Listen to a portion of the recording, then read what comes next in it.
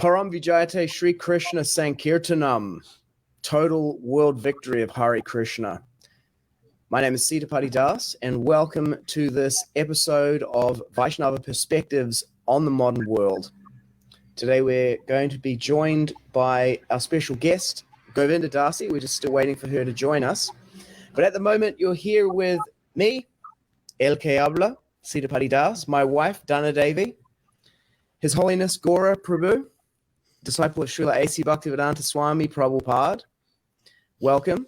And Muchakunda Das from the Northland of New Zealand. Thank you for joining us, and welcome and thank you to all of the viewers who are tuning in right now.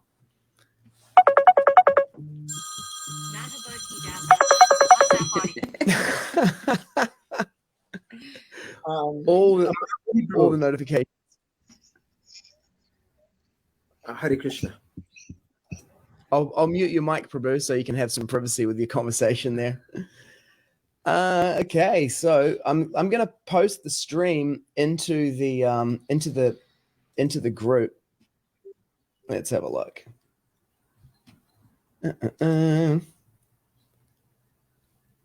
Okay, we've got 2 people watching. If you're watching, give us a shout out. Let us know where you're watching from. We're using a new platform now, StreamYard, so we can pull in comments from the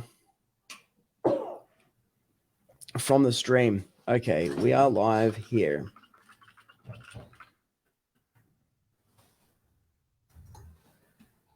And then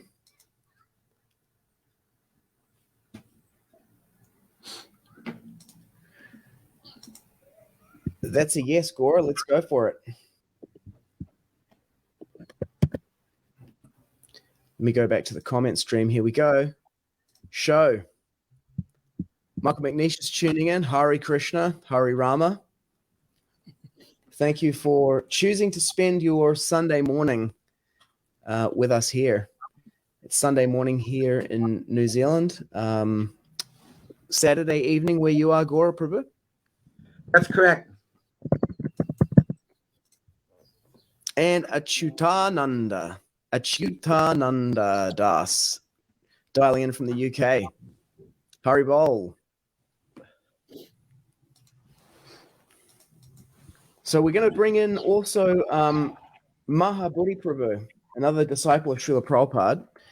And we're still waiting on Govinda Dasi to call in from the United States. Having a little bit of a technical challenge there. I have some memories of Govinda Das. If you'd like me to read some of them to share, if you like, or let's start from there, Prabhu. You're reading or listening to her new book at the moment, aren't you? Yeah. Would you like to hear from that? Yes, definitely. Okay. Yeah. There's actually nothing I love more than reading books with the devotees. So this is chapter 21, A New Beginning, and she's writing in the third person. Less than a week after meeting the Swami, Bani, which is Govinda Dasi, and Garrett, who will become Gaura Sundar, her partner at that time, had gotten lucky, and they found a flat on Carl Street, only 2 blocks from the temple. Rentals, so this is in San Francisco, 1967. Rentals near Golden Gate Park are hard to find, and they feel blessed. It is a bright and sunny place with a big bay window overlooking a garden. A great improvement over their dismal attic near Market Street. Now they are only a 5-minute walk from Swamiji and the temple. The lighting in the Carl Street flat is excellent. Bonnie and Garrett purchase a big 4x4 panel and begin to design the painting of Radha Krishna and the Surabhi cow that the Swami has requested. Garrett, Gaura Sundar, reads Srimad Bhagavatam to Bonnie while she paints. Early morning chanting, Swamiji's classes, painting, and reading all day, then evening class. This is their new life. They are happy. For the first time, they feel they are fulfilling their life's purpose. The day of their spiritual initiation arrives. Bonnie and Garrett bring the bananas, barley, sesame seeds, and butter they have bought, and bunches of flowers freshly picked from the park. That's how Hare Krishna tradition, picking flowers from. I've done it myself. Uh, a large pan of soil sits before them, and alongside it are small stacks of kindling. Paper cups of colored rice flour, red, yellow, blue, green, orange, and white, sit beside the pan. Large bowls of sesame seeds, pearl barley, and sweet smelling ghee sit nearby. On a small plate are two sets of wooden neck beads, and the two larger plates hold their big red wooden beads. Garrett and Bonnie had stayed up, stringing those big beads the night before, carefully knotting the string between each bead, then dipping the crown bead in wax. It took over 3 hours. Bonnie clutches a large folded piece of cloth that she purchased to be given as a gift to the Swami. Dakshin, it is called. Garrett sits cross-legged in his denim Levi's and jacket. Bonnie sits cross-legged in her beige, paint-stained jeans. Both are clean, fresh-faced, and ready to start their new life. Bonnie eyes the wood kindling and pan of dirt. She had been to Girl Scout camp many times, and so she's quite expert at building campfires. Thinking to help, she takes pieces of kindling and carefully builds a small teepee formation of the pan of dirt. On the Prabhuji, pan of dirt. Her idea is to save time for.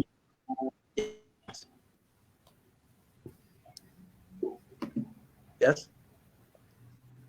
Yes. I think Mahabuddhi just joined and then quit again before I could add him to the stream. Okay. Oh, he's back. What would I'm you like adding me to him into do? the stream Contact him? now. No, here he is. Here he is. Here. Hare Krishna, welcome, Prabhu. Jai, Jai Mahabuddhi Prabhu Ki Jai. Can you hear us? Mahabuddhi Prabhu. Doesn't sound like he's hearing us. We're hearing him. Hare Krishna. Mahabuddhi. We're seeing the crown of his head. Okay. Should I stop? Should I not read for a while, Sitapati? Hare Krishna. Are you able to call him on a number? What do you want me to say to him? Hey, you're in the stream, but because he obviously can't hear us right now. To you again? Yeah, maybe you could give him a call and support him in getting onto the stream. Okay. I just sent him a WhatsApp message. We see you in the stream, but can't hear you. So, Yeah. Okay. Great. Technical issues here, folks. We're having today. We'll get through it. I'll put you on mute while you're speaking to him, Gora, and we'll chat about other things while you're doing that. Thank you. Yep. Hare Krishna. So this sounds like the recounting of the initiation of Govinda Dasi and Gora Sundar Prabhu, because they were mentioned as Bonnie and not Bonnie and Clyde, but Bonnie and what was Gora Sundar's name? Gary, I think. Gareth. And Bunny. And Bonnie. Yeah. Bonnie. No. Bonnie. Okay. So we're going to get Mahabuddhi on the stream. We're still trying to get hold of Mother Govinda. She might have had She's in the woods. internet fail because she lives in a remote location, a remote undisclosed location now. I'll try calling her again from here. You can see if you can get hold of her. Yeah, we can try again.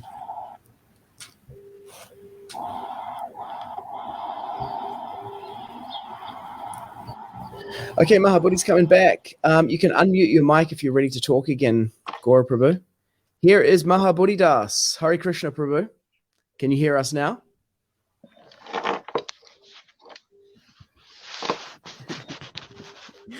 We can hear you, Prabhu, but it sounds like you can't hear us. I can hear now. Can you hear me? Yeah, Hare fantastic. Krishna. We can hear you, Prabhu. Ooh, Loud and clear. success. Yeah, obviously I'm not going to win any technical awards. Yeah, that's all good. Thank you for joining us. Gora, you need to, I'll unmute you. You were mute. Your mic was muted, Gora. Thank you. Should you would you like Mahabuddhi to introduce himself, or should I continue with reading from Govinda Dasi?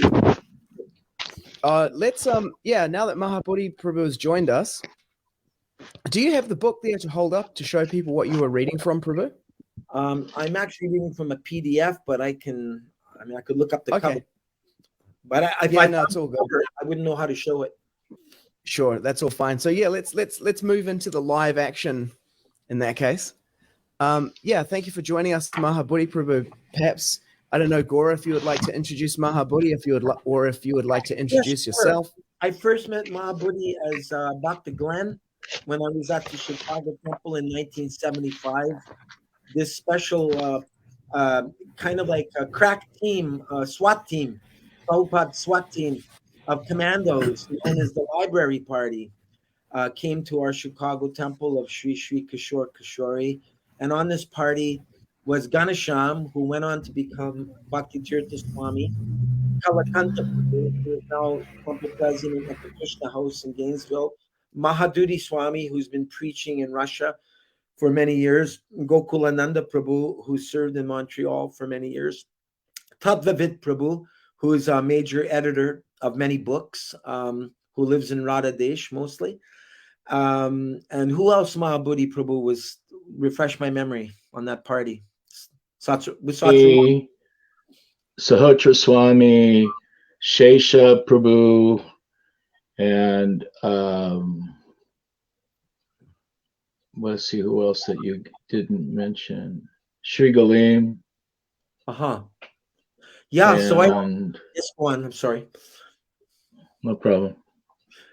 Yeah, and so I remember when Satsrup Maharaj's party arrived, library party, they were given a test. They were given tests to do on the Bhagavad-gita. And I still have one of those tests that I saved from 1975 somewhere. And I thought that was special because, you know, the mood at the Chicago Temple was you get your rounds done and gung-ho, hit the beach, get out to O'Hare Krishna Airport and pump out the books with Tripurari Swami and his Radha Damodar party. But Mahabuddhi Prabhu was part of this crack team who I considered to be intellectuals, because I figured you'd have to be pretty smart to infiltrate into a university and convince the deans of departments of religion at Yale and Harvard and Princeton, etc. So I'd love to hear sometime, if we could reserve some time just for Mahabuddhi, about all the infiltration work and what he encountered in going to these top universities of the world to sell full sets of Prabhupada's books. He does speak about it to some degree in his memories. He also refreshed my memory that he was in charge of all of Prabhupada's darshans for 5 years in both Mayapur and Vrindavan. He decided, well, I guess based on who Prabhupada wanted to see, he would allow them in or not allow them in to the darshans with Srila Prabhupada. So in that sense, I thought he had something in common with you, Sitapati Prabhu, that Mahabuddhi has this kshatriya spirit, you know, as an administrator. He was in charge of Prabhupada's palace for how many years, Mahabuddhi Prabhu? About 4 years, 4 or 5 years. We took it from 300 people to over 3 million people, visitors.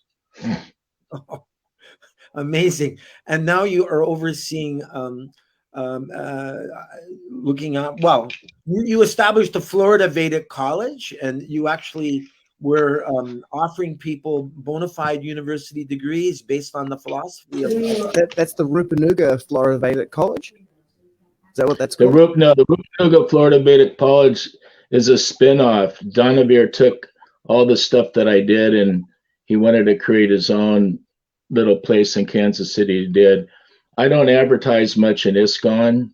ISKCON had offered me $50,000 to sell the college to him as long as I would leave it, and they could do whatever they want with it. And I said, no, sorry. Prabhupada gave me some instructions, which is a lot different than what ISKCON uses for its educational platform. He didn't want us to become pedantic Brahmins and go to their universities to obtain degrees. He wanted them to come to us and for us to teach the science. And he said, if you do this, then gradually they will come, rather than we're going to them in these like they're trying to mimic in Belgium and what they're doing some of these other places in ISKCON. Prabhupada didn't want that. So all these people that went back to school, like Hridayananda, I won't talk about Garuda, you had him on your program before, but Krishna Kshetra and some of the other devotees that had went back to become like Sanskritists or Indologists. Prabhupada didn't want that. Now, in fact, there's many. I was there during Hridayananda Maharaj's when he was like told not to do these things. So this has become a lot of ISKCON has become more of a rather than knowledge to the heart. Prabhupada gave me this one verse I have to chant every day. Te sam satidiyuktanam bhajatam pritipurvakam dadami buddhi yogam tam yenam payanti te. And if you read all the major literatures like Govinda Lilamrita, Prema Bhakti Chandrika, you read many of Bhaktivinoda Thakur's and Rupa Goswami's literature, the knowledge in Krishna consciousness is not aimed at the brain, it goes to the heart. So you can't displace Vigyan with Gyan. The pursuit of Gyan is not Bhakti. It's Gyan Mishra Karma, Gyan Mishra Bhakti, but pure Bhakti is not Gyan. So the study, of is another, of course, is another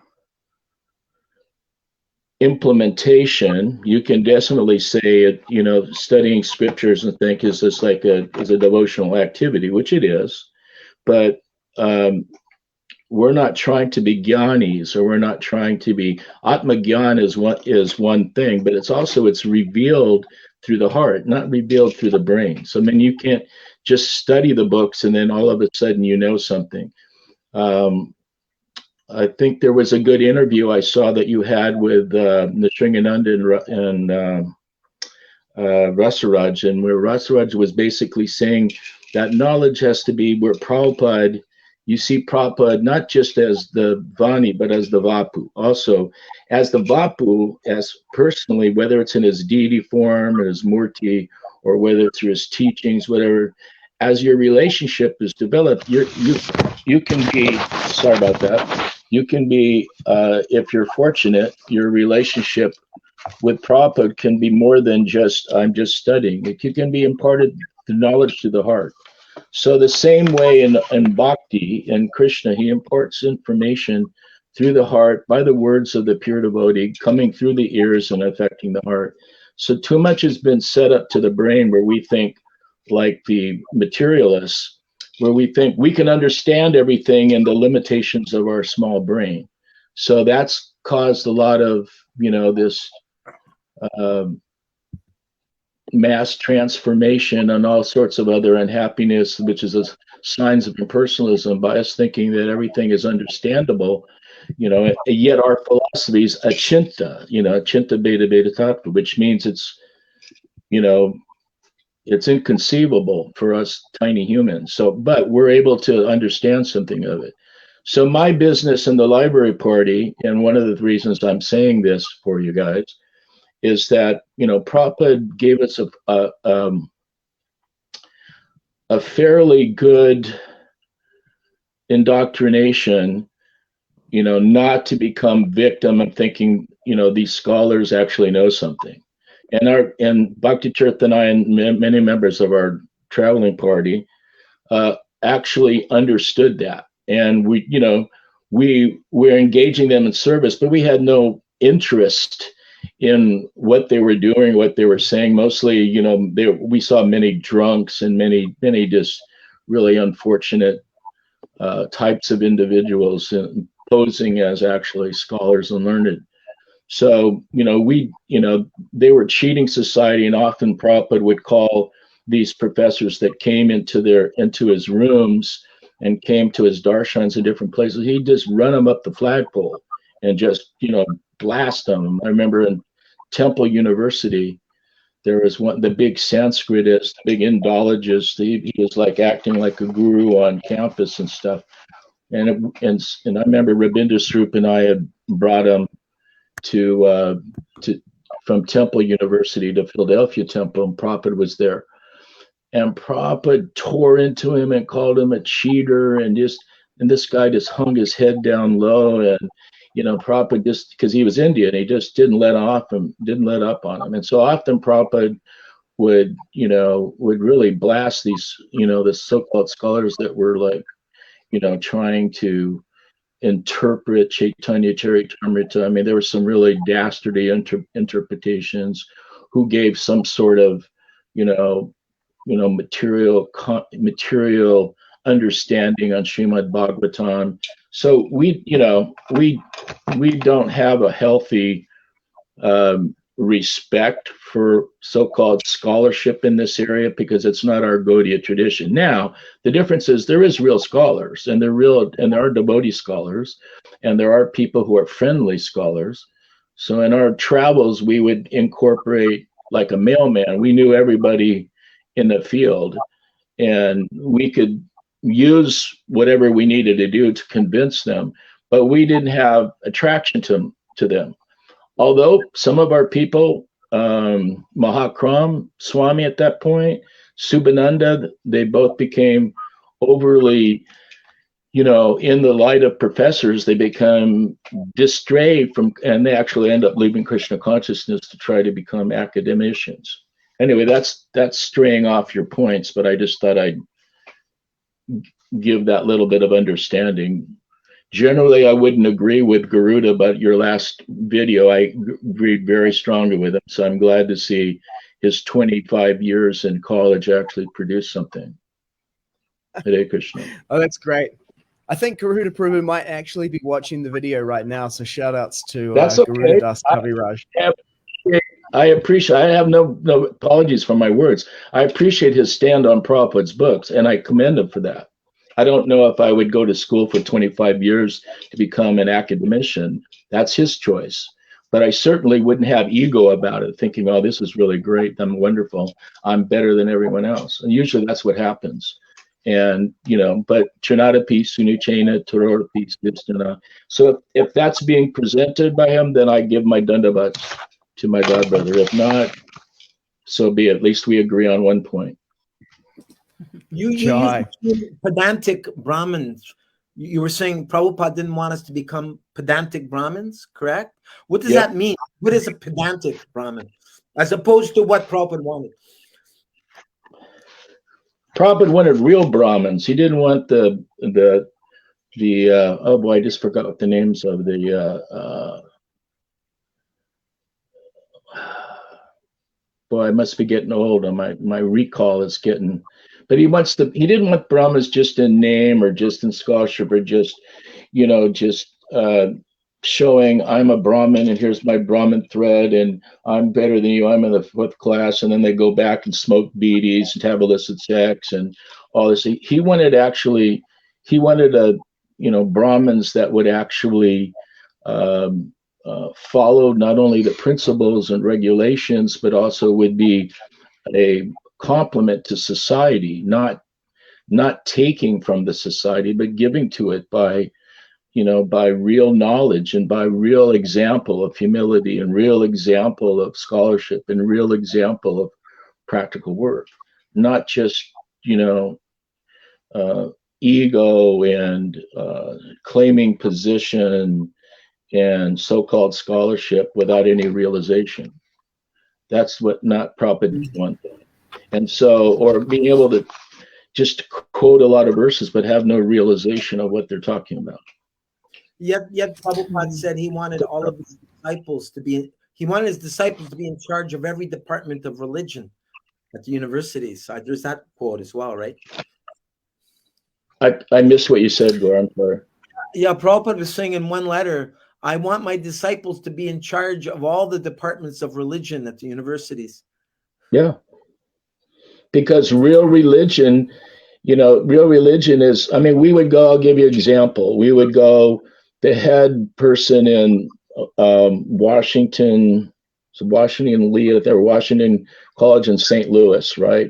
Big Catholic university, lots of people. And this was the big Catholic Mahant, right? He was like the man on campus. Everyone would offer their dundabutts to him, and he was and so, when we went to meet him, he pulled out from his desk, a fifth of whiskey, and you don't mind, do you? It's like, the guy was a drunk. He was a chain smoker, and he was this person of like, and he's the religious leader. I mean, these are like, the people that the ordinary people are posing in front of religion.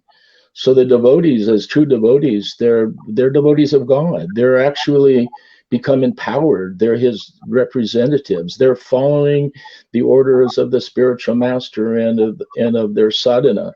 Therefore, they're able to have some realization about really what is the spiritual truth. Because not only have they heard it, they're actually imbibed in it, and they can actually enact it as they're empowered by their purity and by their following of Guru and Krishna. So those people should be in charge of religion, because they can actually communicate what is religion, and whether it's they're studying other religions. Bhaktivinoda Thakur's written very nicely in Jaiva Dharma how the other religions compare to Vaishnavism in the establishment of love. There is no higher principle in the actual development of love of God than we see in Sri Chaitanya Mahaprabhu and his enunciation of Krishna consciousness through our Achinta Beta Beta philosophy and our development of Radhadasyam and what he came to teach as his Gauravani. There is no higher principle in each of the different personal religions, whether it's Christianity, Judaism, Islam, like that. There are different stair steps on that platform and how much they reveal love of God. Not that we speak against them, but you can see in a comparative basis. And Bhaktivinoda Thakur made the point: compare it. Don't just Mahabuddhi's platform is. You can compare and see what is higher, what is actually revealing more of the love of God. And Sri Chaitanya Mahaprabhu came and revealed the highest platform, which had not been revealed even before by Madhvacharya or Ramanujacharya, Nindavadita Swami, any of those, any of them. And what to speak of the Jesus and the other Christian followers, even though they may be also Shaktivish avatar, some, their revelation to their followers was to time, place, and circumstance, was not very eloquent and not very detailed. So therefore, there's a lot of confusion in what is God and who is God. And in our society, our Sangha, they've misplaced where Prabhupada is. I mean, Prabhupada's position is not equal to 10,000 or 200 of the acharya, the so-called gurus that have been made by Vox Populi. Prabhupada never announced that. And all of a sudden, the more gurus there are, Prabhupada's position goes lower and lower. They wonder, because they don't know they don't know Guru Tattva, they wonder, well, what's wrong? And meanwhile, you have people saying, oh, Prabhupada is a material person and he didn't know, and all this garbage from some of the disciples of my godbrothers. This is this incredulous. So right now we have a cult versus a religious platform in that particular Sangha. There's other Sanghas of Krishna consciousness. I'm sorry for interrupting. I'd like to go into that. Probably don't invite me again because I'll speak. Excuse me to everyone. In the meantime, behind the scenes, I've been contacting Govinda Dasi. I sent her a Facebook message. I sent her an email. And I just got a Facebook message from her just now. And she says, does nothing when I try to access it. I sent her the link. It is 5:35. I was told 5:30. So I've been here trying. What do you want me to tell her back? Gore, the link that the first you sent me was the Facebook link, but when you came back, you sent me whatever this is, this StreamYard. You may have to send her the StreamYard link. Because when you sent me the Facebook link and it doesn't go into this. No, I just sent her StreamYard. The StreamYard. Yeah, the Facebook link is for people to watch. The StreamYard link is for those who are participating. Right. Oh, well, I couldn't even watch it when on the Facebook link. It didn't show up at all. I'll tell So you. you might want to check You need to that. go into the discussion there. Yep. Okay, I sent it to her again. StreamYard.com. Okay, great. Yeah, I'm trying. Okay, so the on that point, Prabhu. So you covered a lot of ground there. Which one? Which is really great. Which? Yeah, exactly. So this last point, the last one. So we got this idea of these disciples. You're talking disciples of your God brothers who say that Prabhupada was an ordinary man. He was conditioned and this kind of relative way of, or it's almost like an academic way of assessing him, right? Because as an academic, you can't actually just accept the thing as it is. You have to apply some kind of analytical filter to it. And so in doing that, applying these analytical filters to Srila Prabhupada, you come out with these analyses of him like he was conditioned by, his upbringing or his culture, background, that kind of thing. And the last thing that you said was, we don't have a religion, we have a cult. I would say that, unfortunately, we don't have a cult, which is what we're meant to be. Like, see, from the academic perspective, if you just take this guy as like, okay, what he says is the thing, that's a cult. And we don't have that now. And that's what we actually need. What do you think of that? We've got a cult of ignorance. I mean, anyone who sees Prabhupada was sent down from Radharani and Krishna to this material world, okay, to preach.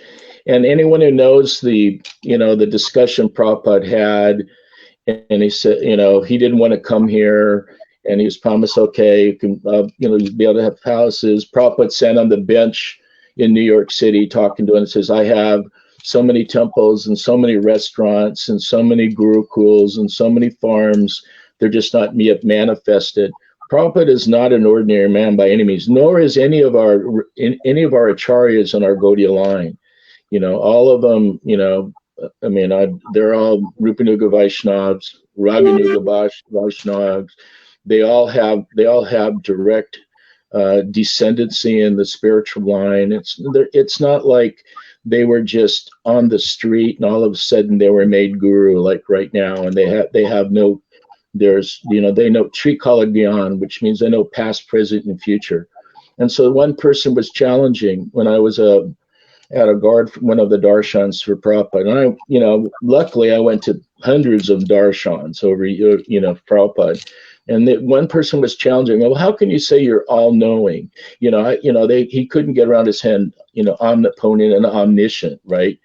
And, he was like making these points, and Prabhupada was just tolerating first. And he said, he was being humble first. I am just an ordinary person because this person was good. He said, but whatever I need to know, Krishna gives me the information. So the question is, Krishna is all-knowing. So as a jiva soul, we may not be all-knowing, but because the connection in the heart is there with Krishna, whatever you need to know is provided to you. And then others, so those with no faith claim themselves to be disciples. Disciples of what? Maya? Because they're not disciples of Prabhupada. They're not following any of his instructions. That not that we're here to criticize everyone. We first have to criticize ourselves. But the bottom line is, like, if you want to call it, you want to call it cult, or you want to call it just a problem of following instructions, or just it's veered off the point, so far off the point that when I heard you guys were that interview with Nisringananda said you can't bring it back. With the I think it was with Damodar and I forget the other person's name, Gore. But it was a very, very nice interview. And the Sringananda, who was been involved for like 25 years, and Sabha and all, they're trying to, work with this. And he basically said it's not possible to bring back. So from its current situation, because many of those devotees don't want to change. They don't want to have a change. So hey, we got Chris Briscoe here in the stream. He's just joined. My apologies for interrupting you, Mahabuddhi Prabhu. I just want to introduce Chris here. This is actually the first time that we've seen each other in person, but Chris got me on Gareth Icke's show, David Icke's son. So in December of 2021, I had like a 12-minute segment on the show, and Chris was the devotee who hooked that up. And I think you're calling in from the UK, Chris? Is that correct? That's right. Yes. Yes. It's just I just got home. I saw there was this message on this on this thing this group of people I'd been somehow admitted to. So I just clicked on it, and suddenly here I am. Live. It's Krishna's arrangement. Well, Prabhu, excuse me. I just sent you the latest Govinda Dasi message. Did you read it yet? What was that? No, that was meant for me. No, I if you could this is a real juggling act here. I'm just gonna say this out loud. Chris, are you a techie? Do you know how to help people with internet problems? No, not really. I mean, I did a master's degree in computer science, but that was about 30 years ago, and I've spent my time forgetting all that since then. What do you want me to say to Govinda Dasi, Sitapati?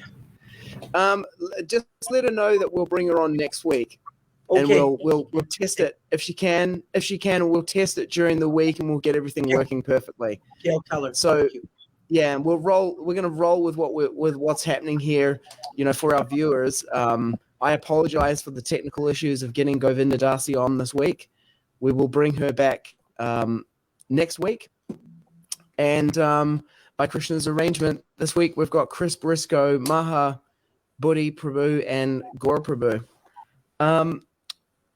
And so maybe, okay, so one thing for our viewers, just to let you know, you can leave questions, comments in the comments thread on Facebook underneath the post, and we can bring them into the stream. So if you have questions, if anything comes up that you want to hear more about, or there's something you want to contribute to the conversation, drop them into the comment section and we will pull them in.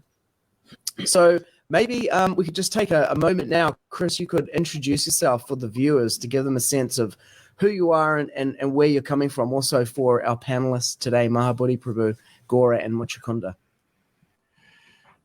Yes. Well, hello. I just clicked on this. Didn't expect to suddenly come into this. So, I got in touch with Krishna consciousness about in 1992, and that was the same year I sort of heard about David Icke. So, at the current moment, those are really my two main interests.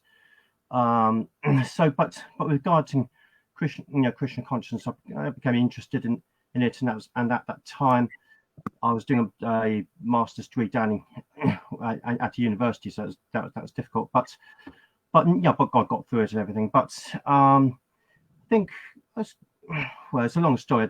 It's a long story, but I did something in 2000. I organised a festival. This is like the main thing I did, back in 2000, and got Tribhuvannath into it. This was 31st anniversary of the installation of the deities in London, but after that, I sort of gradually faded away because one thing that got me at the time was the book changes. Nobody seemed to want to do anything about it, and I just felt I wasn't a little bit. What's the point of me staying in this sort of ISKCON organisation? And if I'm going to be in a minority of one, it's not really worth point. So just basically getting on with my life, doing some other things, and keep dabbling a bit. But last 3 years changed a lot of that. I started to get more into sort of David Icke was saying, then started thinking about Krishna consciousness and that it's got something to say about all this, and there's seems to be a connection between a lot of the Krishna consciousness people as profound and incredible as so many of them are, and I'm very pleased I've found, you know, people like Govinda Das on this internet, yourself, Sita Buddy. This is I mean, you said at the beginning, I did introduce you to, you know, get the Gareth Ike show. You had a 12-minute interview on that. To me, that's the best thing I've done in these 3 years, actually getting you on there, getting some sort of connection. But I just think it's absolutely unbelievable. There's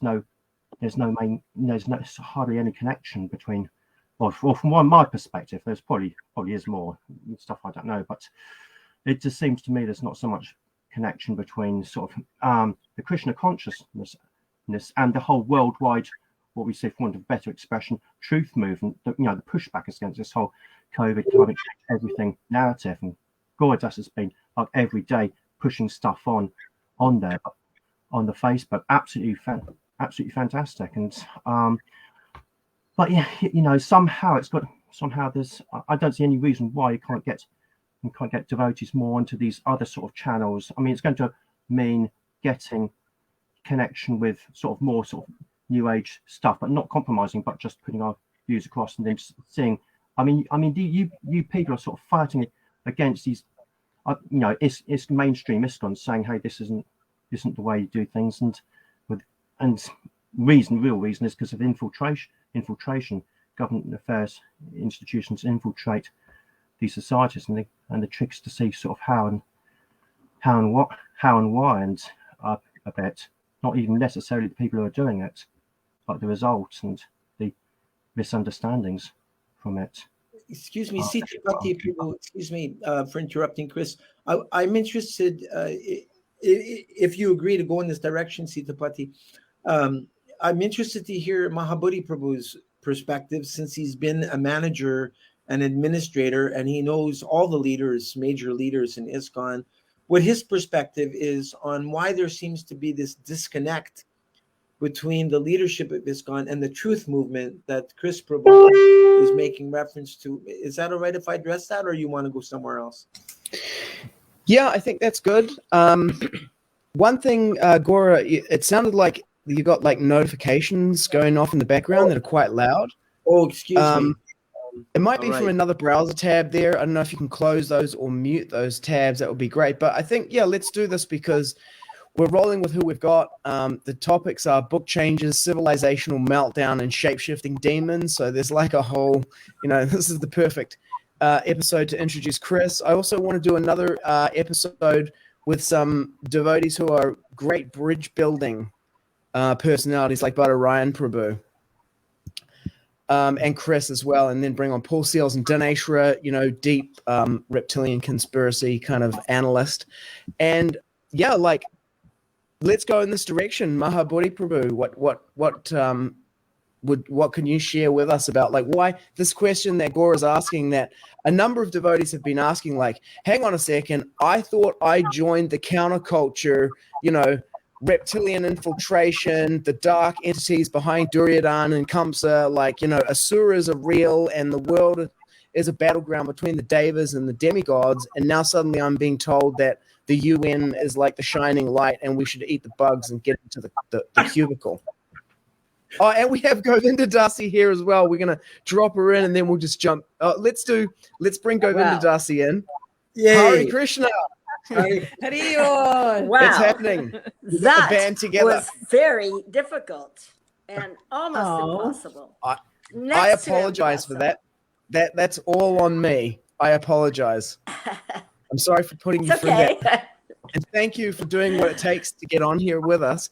We're with we have a number of people on here at the moment. We've got Chris Briscoe, who connected me with David Icke and the Gareth Ike show. He's based in the UK, and we have your godbrother Mahabuddhi Prabhu, who Mahabuddhi Prabhu. Hare Krishna. We just asked, so Chris has just asked the question. Sorry, Chris just introduced himself. Gore is asking the question to Mahabuddhi Prabhu, why is the movement responding in the main the way that it is to the whole COVID, the Great Reset, the one world government, which is a conspiracy, but it's also literally a conference where they're talking about implementing it at the same time. Why is ISKCON responding the way that it has been responding? So I would like to give Mahabuddhi the opportunity to respond to that, and then I'd like to come back to you, Govinda Dasi, and have you create for the viewers who don't know who you are, and then also for you to speak to that point. Is that okay with you if we do it like that? Yes, fine. Fine. What is Okay, this great. meeting over? Can you just give me an overview of what this meeting is? Because I did attend the one yesterday, but Yes. that's a different subject, isn't it? Yes. Yeah, this one today is about book changes, civilizational meltdown, and shape-shifting demons. Oh, you want me to do what? A shapeshift for you? Live on air for the first time, never seen before. It's an exclusive. Yeah. Hare So that's Krishna kind of our broad. Mahabuddhi. That's our broad topic for today. I see. So, how about we go to we cut to Mahabuddhi Prabhu now, and then we can come back to you, and that gives you an opportunity to sort of get settled into the space and into the topic. Is that okay? Okay. Why, Yes, why that don't you let sounds her fine. speak? Why don't you let Govinda Dasi speak? She was like the main attraction for your program. You know, I could just give a one sentence comment on what you said. Because they've been usurped, the leadership been usurped. They're taking money from Paramal, from Taurus. They sucked in by this mass formation. They're bought into the idea of this whole, new world order kind of guys. And supporting the World Health Organizations and all these other crazy things at the extent not following Prabhupada's instructions. So, I mean, what do from my perspective, most of Prabhupada's disciples who can do critical thinking have left at least if not left the movement, they've at least left accepting the authority of the GBC at anywhere in their life as not representative of Prabhupada. Those that still follow that, generally speaking, the devotees have become employees.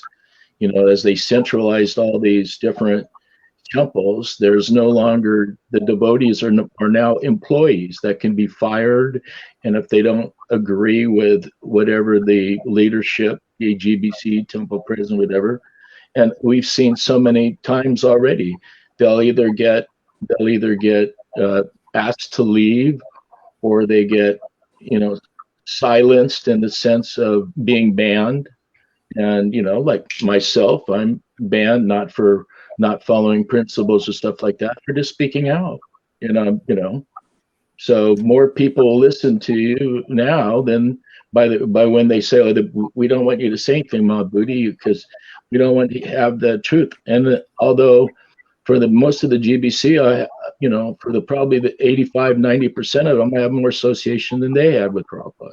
So I mean, I just see that they're not following, and there's a lot of personal, not only pratista, but also monetarily, and a lot of peer pressure that, to maintain for the sake of the society over the individual. Otherwise, how could they do the things like they're doing to children, and it's supporting that with a blind eye? It's just, we're trying to look at the society and save society rather than correct the ills.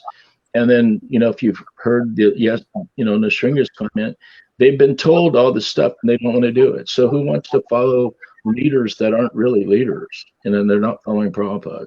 I'm sorry, maybe others want to try to change things from within, but I don't see that as, maybe Krishna can do that.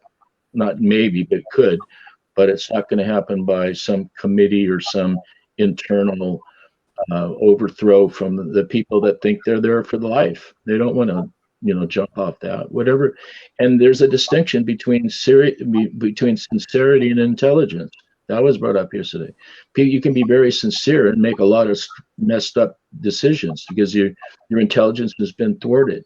And where does that intelligence comes from? It comes from Krishna, te sam satiyuktanam bhajatam priti purvakam dadami buddhi yogam tam yenamo payantite. It's to those who constantly devote and worship me. I give them the intelligence. Not that they obtain it from books, not that they give it from their own opinion, but if they're actually following strictly, then Krishna provides that information to you. And that's the distinction of a personal relationship with God versus some theoretical platform. I'll let Govinda Dasi speak. So I'll mute myself from that. Thank you Prabhu. very much, Mahabuddhi Prabhu. Thank you very much. Everything you said is extremely accurate. I totally agree with you, 100%. There's no question. The problem started before Prabhupada left. I'm from such a different generation. I'm from his generation. We're all grandpas now, grandmas and grandpas. And so the culture that you have to deal with is very different from the one that we dealt with. A lot of the stuff that's going on right now is just absolutely insane. There's no other way to put it. It's total. And a lot of these, I understand what Dana was saying yesterday. It is important that we address these issues that seem insane and absurd, like the gender issue and stuff like that. But there are a lot of young people who really want to become devotees, who are attracted to Krishna consciousness, and they are being infiltrated by the mainstream media that's pumping out all of this propaganda. And yeah, right now is a critical time. Kala time. The Kala Purusha, that's who's going to change things. And it is changing. Right now, you can see it changing. You can see all of this, the whistleblowers coming out, all the people losing faith because of the back-scratching gurus with protecting all of these child molesters. And you also see what he just mentioned, the promoting the globalist propaganda, which, yeah, you're right. They got paid for it. There's no question. We have inside information. They were definitely paid for it. And also you have some of the big pharma leaders. The whole thing is absolutely corrupt. And you're right. Most of Prabhupada's disciples, 90% of Prabhupada's disciples left after Srila Prabhupada left, at least in America. I don't know about Australia and New Zealand. I've never been there. But I'm sure that it was filtered down to your countries, wherever you are. I don't know what to say about all of it, really, other than right now. In 1986, I think that was the year that Halley's Comet hit.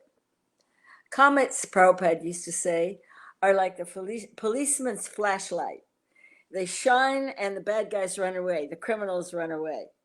So comets, when they come around, they make, and eclipses make changes. So when that comet hit, dictators all over the world fell down or got deposed, or there were coups. And that is when most of the Grand 11 left.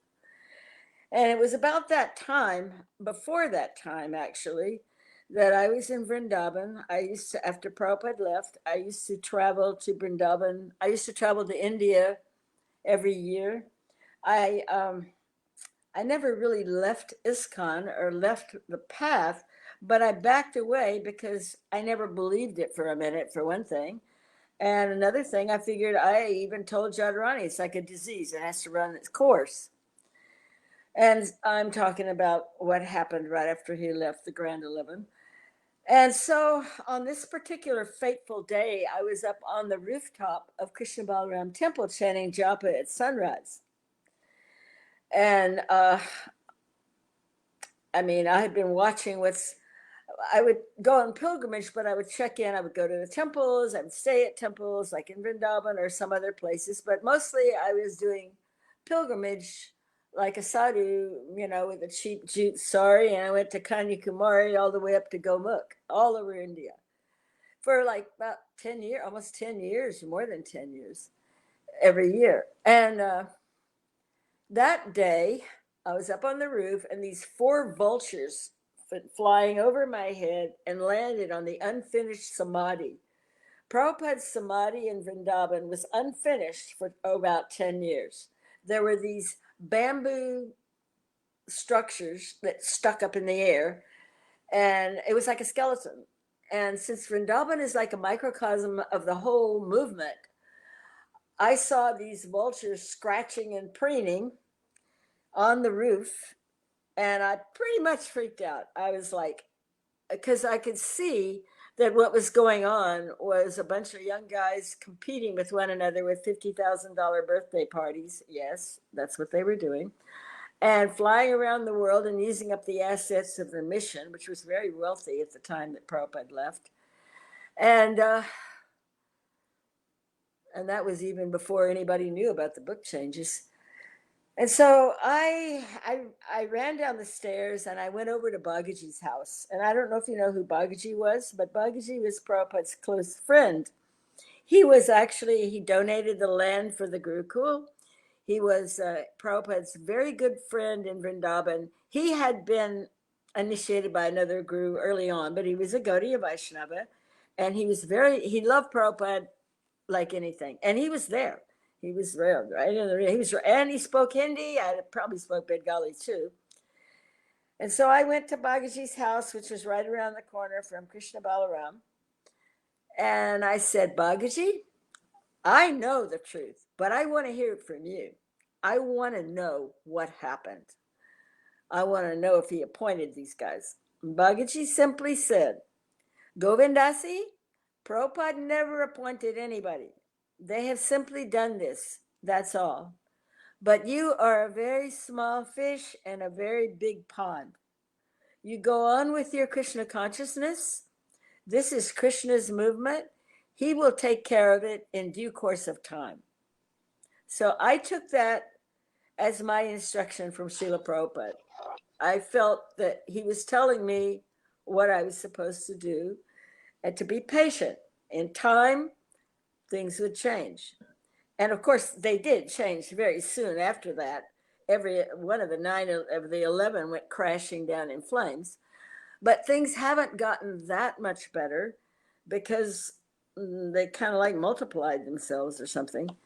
And no, they are not following Prabhupada's instructions in many, many ways, although some of them are really doing some good things, like leading kirtans all over the world, keeping things going.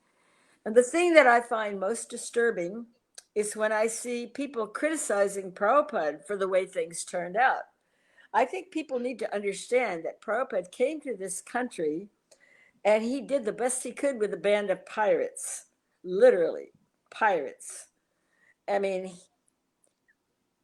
he even told me at times, they say, I have done miracle by converting these Westerners, boys and girls, into Vaishnavism. But then he put his hand on his head and says, but they do not know how much headache it has been. So that's what we have to realize. And I am not negative at all. Hearing all this, you may think that I'm a pessimist. I absolutely know that Lord Chaitanya's movement will go on because he's God and it's his world and it's his plan. But it may take a couple of generations to clean out the sewage, so to speak. And also, Prabhupada often said, and I'm sure you've all heard this, from the children of your children, pure devotees will be coming out. Now, the second generation, our kids, I don't have any kids personally, but I mean generally, they were pretty much destroyed by what happened, most of them. I don't know about your country. I only know about America and probably a little of Europe. But so don't think this wasn't a planned arrangement. See, devotees are good-hearted. We tend to be naive because we think everybody thinks like us. But guess what? They don't. There are real Rakshasas in this world, real demons, and Prabhupada was a great threat. What he taught was a huge threat to the world, to what they planned to do. This plan that you see unfolding in the world right now,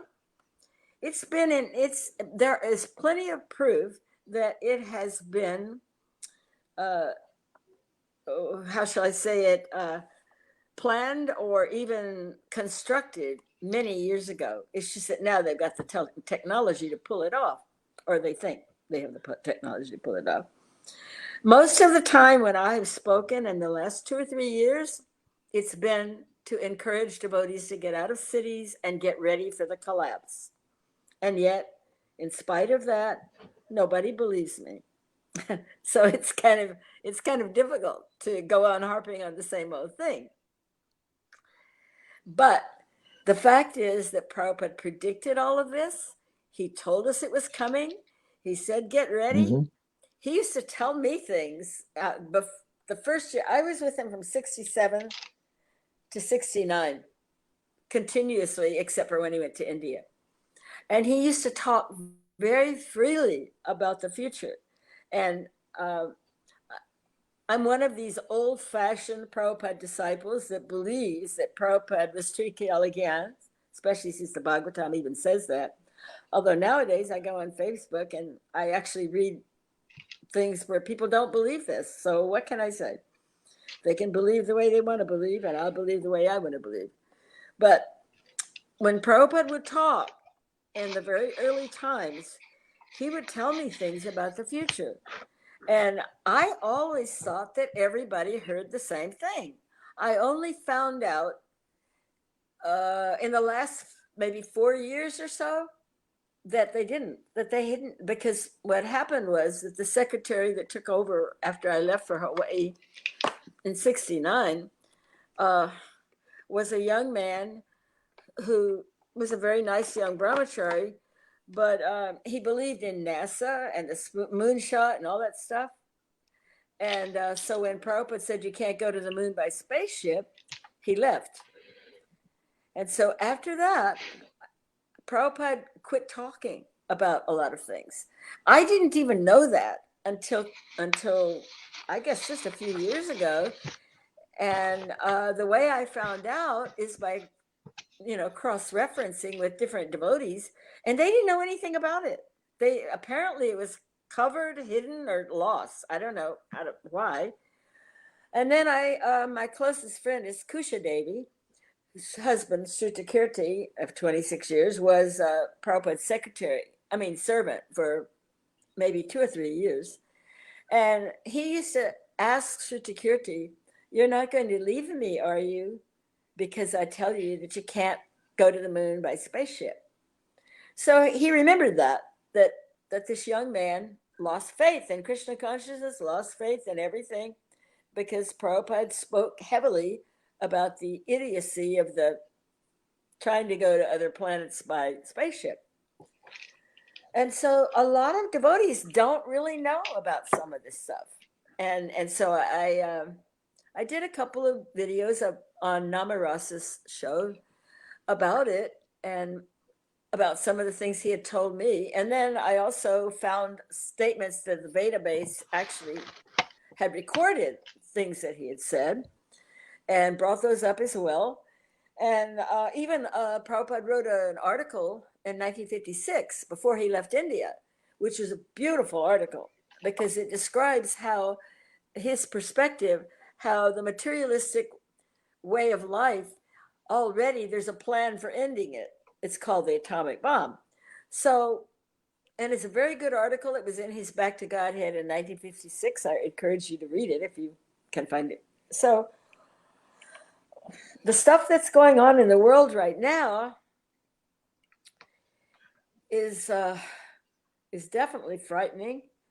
And it's very unfortunate that the devotees have not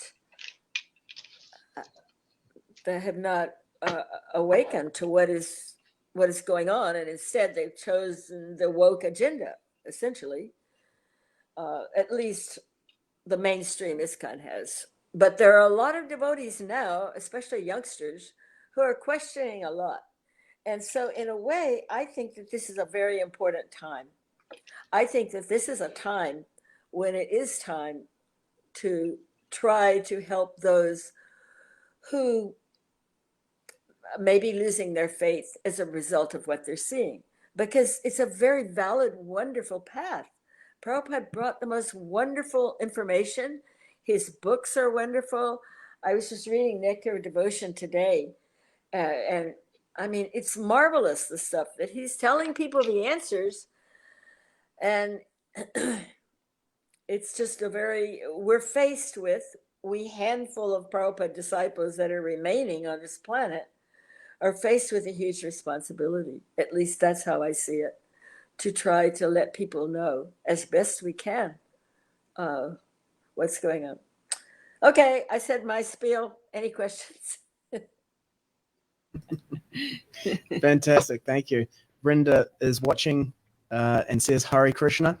Just for anyone in the stream who's watching right now, you can leave your comments and questions in as a comment on the video post, and we can pull them in here to bring them. But let's go back to our studio panelists to begin with. There's a couple, I don't want to usurp if you're going to someone else. There's a couple points on which Govinda Dasi said I can just make a few elaborating points. That, as she said, this idea of degrading Prabhupada and trying to become his replacement, it had some history in our Gaudiya Sampradaya, and it happened to Prabhupada prior to he left this planet, and there was a conspiracy on how he left this planet. That's another topic some other time. But we saw that, when no one was appointed. But here's the point I said: Prabhupada actually asked 2 of his disciples to give initiation before he left the planet, because he already knew what was taking place. He asked 2 of them, and both were reluctant to, and then when later on some of their names came up, a particular individual who was very prominent in one of the 11 so-called gurus was objecting them to be gurus. But Prabhupada had named 2 of his disciples, both were Indian bodied, to give initiation prior to Prabhupada leaving the planet. So for most of us in the West and other, we think, this, the whole controversy of what's Guru Tattva and the 11 so-called appointees, this is the discussion. But Prabhupada actually knew there was a, conspiracy going on. And he actually appointed 2 people who did become gurus and were, they were pretty sickened a lot by what they saw as well. Anyway, that's the only thing I wanted to put in there. I know when I first was coming in 1969, I challenged Prabhupada if he was a real guru, and my nature was pretty challenging. I was a student body, president of my 30,000 student university, and we ended up, in California. Reagan called the National Guard on campus. We had, Jane Fonda and Hayden, and we had a whole riots that were going on there, and I threw a lighted trash can into the administration building. So we've been revolutionaries since the 60s.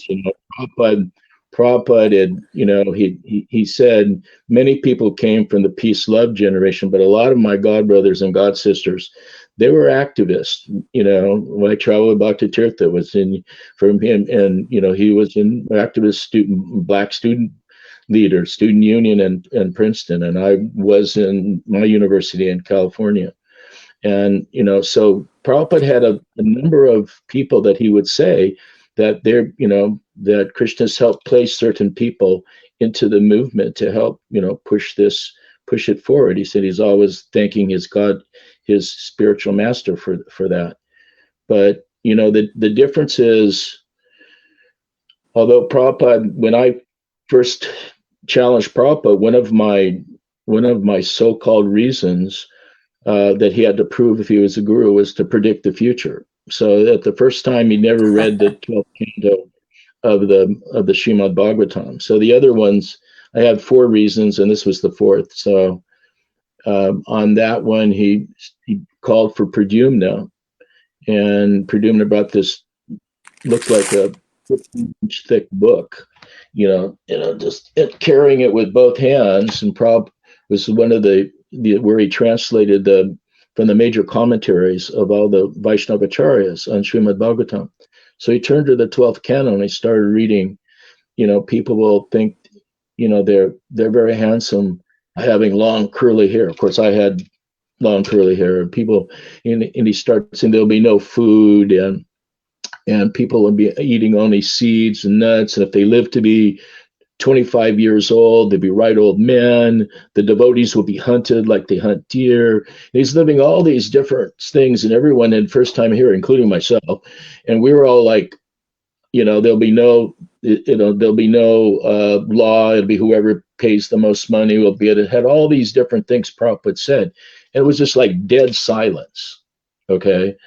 And so like Govinda Dasi said, unless he knew you, he probably wouldn't go through those platforms. But I had another scenario when we were on a walk in Atlanta, and personal instructions, which I won't go into. But then he was saying, "See that city over there?" And I was next to him, and I said, "That's Atlanta, Srila Prabhupada." And he said, "Yes." He said, "All the people there, they will all go.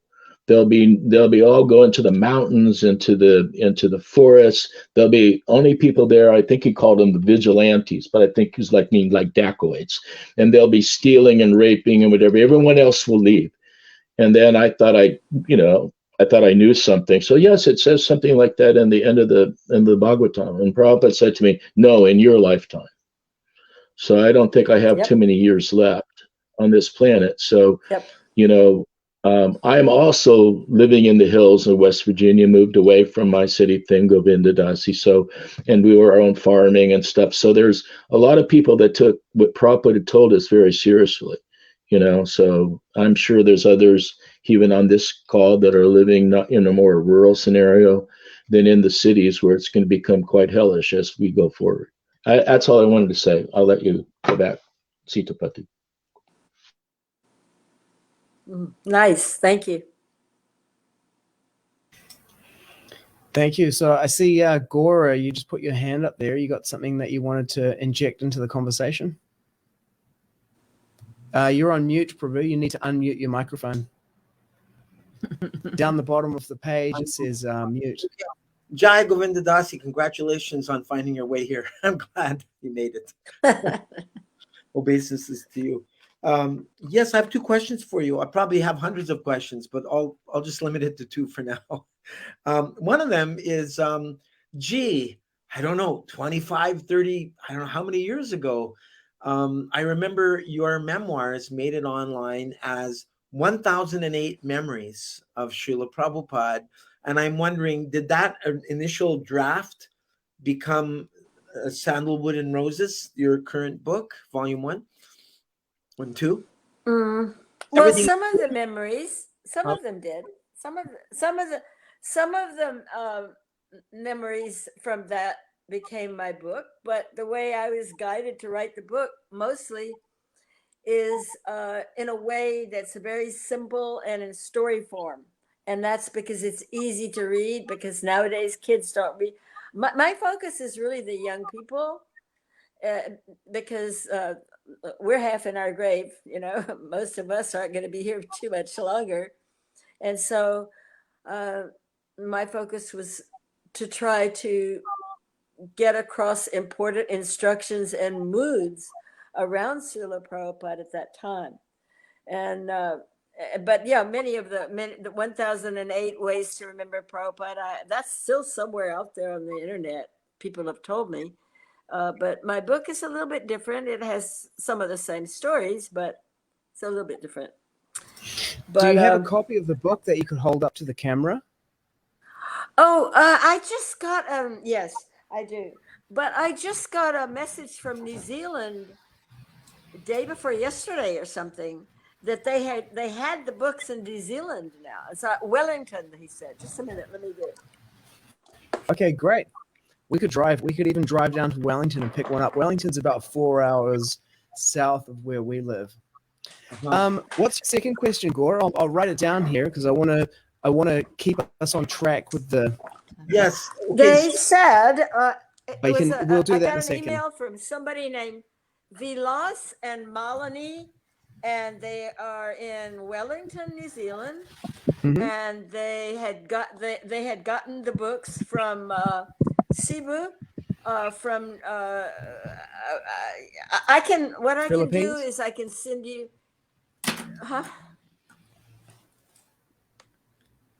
I can send you the email, and then you can contact them maybe. Fantastic, thank you. Because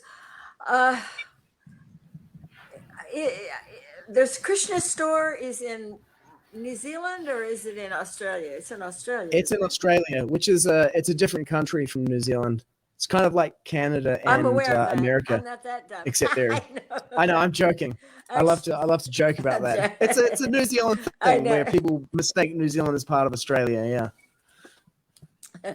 No. I know that it's separate. Actually, we had, before ever meeting Prabhupada, we had planned to move to New Zealand. And my girlfriend Kosharupa, whose husband is Badahari, she was always talking about moving to New Zealand. But now I don't think New Zealand is a good choice with what's going on in the world. I'm just amazed that you guys have survived this, because obviously New Zealand and Australia are the pilot places for doing it all first. You know, it is. We moved back here though because it's unlikely to be a nuclear target, which we can talk about a little bit. Also, a place of sandalwood and roses. Nuclear target?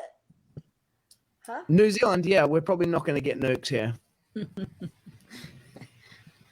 Oh, well, I don't expect to be here but a couple of more years myself. I'm 77, and I have a very short tour of duty. So I'm actually just trying to finish my memoirs. And I'm also, here's the book anyway. I don't know how to get it out there. I'm actually trying to finish the memoirs because I feel that's my duty. And I also inherited from my mother 160 acres of land here. And I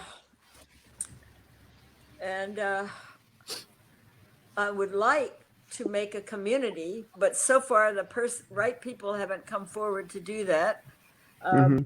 I do have a young man up in Arkansas. I have 20 acres of land up in Arkansas, 1,800 feet above sea level up in the mountains. And, it's kind of like a bug out place, you might say. And there is a youngster there who has been around the movement for about 10 years. There's a lot of youngsters that are like, they don't take initiation, but they love to read Prabhupada's books. They like the original books. There's a whole contingency of that type of devotees right now. And so I want to create something here, but I'm not into doing management or an expansion. That's all I can do to just write these books, which, and I'm working on book 2 right now. So that's where I'm coming from. I would like to think that things will get better within my lifetime, but I don't know that they will. Probably. Okay. But with Sitapati, there's hope. I've got 3 questions here. One from Chris Briscoe, one from Gora, and one from me. So I'd like to just I'll give the questions, and then maybe we can figure out how we tackle them. So I'm going to give my question first because it's most closely related. Oh, Muchkunda has some as well. So drop. Okay, let's do this. We'll go over the questions, and then we'll figure out how we're going to structure this next part. So my question or area for discussion is based on, I saw you on Namarasa's podcast, and you said, you know, we didn't do what Prabhupada said about preparing the farms and having it ready. And so there was kind of a sense that I got from it. Don't know whether it was what you wanted to communicate, that it's too late, we missed the boat. And what I was left with was like, we have this farm here, Nurturing Soul, this farming community in New Zealand, and all the farms exist, they're out there, and Krishna can just give them to us. There are people who are out there with this land, and they're like, I want to do something, I don't know what to do with it. And so my thing there was like, the actual problem is not that we don't have the farms, it's that we don't know what to do with them. And just listening to you speak now, I hear it again. It's like the land is there. And in the instances where we do have the land, the thing we're struggling with is getting the people to come and then organizing them and being effective in dealing with the farm when we get it. So that's the first question. I don't want us to jump into it just yet. I just want to put that out there. The next one is from Gora. So Gora, I'll get you to create it, and then we'll come back and deal with everything. It's about the book changes, Gora's one. Would you like me to speak it? Please do, Prabhu. Okay, yeah. So one of the topics of today's talk is the book changes. And so back in 1992, when I was serving at the Krishna House for 6 months, I would go to Alachua from time to time. And I was hearing that Jai Swami had worked. I was working on some book edits. So I went to visit his trailer there. And he gave me, I can't remember if it was 5 or 10 typed 8x10 sheets stapled together, showing me some of the edits that he was working on. And at that time, and even today, they made sense to me. For example, like the sea journey instead of the sea churning. You know, devotees allegedly did not understand the 8th canto pastime, or Prabhupada maybe had not talked about it yet. There was reference to cattle raising, the planet of the trees, and even a paragraph that belonged to another purport. So on the basis of that, those edits seemed very reasonable to me. So my question for Govinda Dasi is, how much personal correspondence did she have with Jai Swami or Dravida Prabhu regarding her concerns for the book edits? And if so, what were some of the highlights of that? And does Govinda Dasi agree that some essential edits, in our last talk, Garuda Prabhu said he believed about 15% of the edits that were done were essential. I'd like to let her speak on that, please. Okay, great. Thank you. So we're getting a preview of the upcoming section of the show. If you're a viewer, you're watching in the stream, you can drop your comments and questions into comments on the video, and we'll also bring them in. So, hey, Garuda Prabhu says, good to see this happening right now. And he sends his pranams to Mahabuddhi ji and Srimati Govinda Dasi. It's from Garuda Das Kaviraj Prabhu. Haribol, Garuda. Our Guru Sisula Prabhupada. Hare Krishna. So next one is from Chris Briscoe, and Chris had to leave to pick up his wife, but he wanted to leave his question here. So here it is.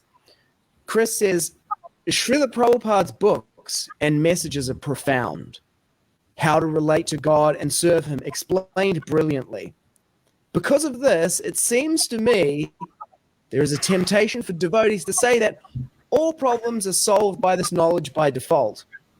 However, I'm not sure this is true. For example, how to repair a car, one goes to a mechanic. So I think regarding the situation in the world, it's best to go to someone who has researched this. So surely this is the best path to those who wish to be aware. So we'll checkpoint that one as well. And if I was to summarize that, I think, and this is Chris's focus, is where are there people out there in the world who are saying things that are in line with what Srila Prabhupada said about what was going to happen? We might call them the conspiracy theory people out there. And where's the overlap between what Srila Prabhupada said? And for the fourth set of questions, over to Machukunda Prabhu. Okay.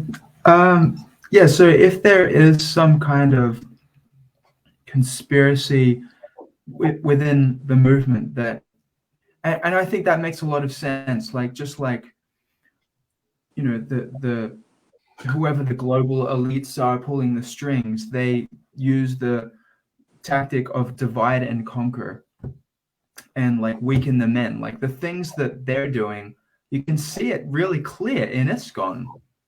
It's quite obvious that the same tactics are used to like weaken the congregation and keep them small. And I'm like, do they want us to become, like we were hearing before, Prabhupada wanted everyone to become, I can't remember what the word was, but Prabhupada was like, he wanted everyone to become just like him. Someone said, Prabhupada, you're so great. He said, you become like me. So I'm like, all right, there's a conspiracy in ISKCON. What to do then? Because we have to be in parampara. We are supposed to get initiated into this chain of disciplic succession. So that's kind of my question. So what? Sorry, can you just create that question again?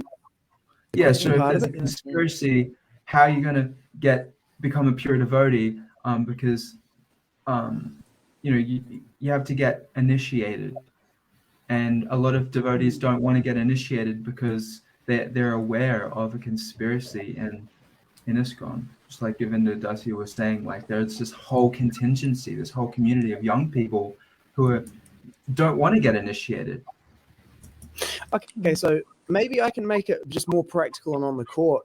We're out here preaching to people. We went to the Parliament protest in Wellington, and there's a lot of people who are like awake to what's happening in the world, and we're like, we're going to add Krishna consciousness to this. And now we're like, what do we do now? Because as preachers of Krishna consciousness out in the world, it's like, I'm going to bring them to ISKCON, and then they're going to be like in this thing where they're like pro-vaccination, pro-division, pro-mandates, you know, pro-UN, like, oh, that's a conspiracy theory. Of course they went to the moon, or don't talk about it, that kind of thing. Does that capture what you're saying there, Muchakunda? Yeah, it's great. It's, you know, that's the kind of New Zealand version, but it seems to be a global thing. All of these, young people coming who are, you know, in this truth movement, this freedom movement, they're very favorable to Krishna consciousness. But then, like you're saying, ISKCON is like pro-vax and stuff. It's like now not attractive. The countercultural movement was attracted to Prabhupada because he was switched on in all the ways that they were a leadership. Yeah, not only is the government cheating, but they faked the moon landing. It's like, boom, like, I'm in. This is like 100%. way more and extreme. Not, you know, it's the not kind that of thing anymore. Mahabuddhi could be like, this guy is hardcore. Like, I'm hardcore, but this guy is next level hardcore. Yeah, and that's kind of missing. I got you. Okay. Yeah. Couple of comments from the viewers. Robert John Oscroft, who we met at the Parliament protests, and who leads Kirtan down in Whanganui. He's out gardening, listening to the conversation. He's loving it. He says, God bless. And he also mentions that there's infiltration on the Christian church too, big time. Still, many freedom people see themselves as Christian. So we got 4 questions here. How do we want to deal with this? So the first one was mine about the farms.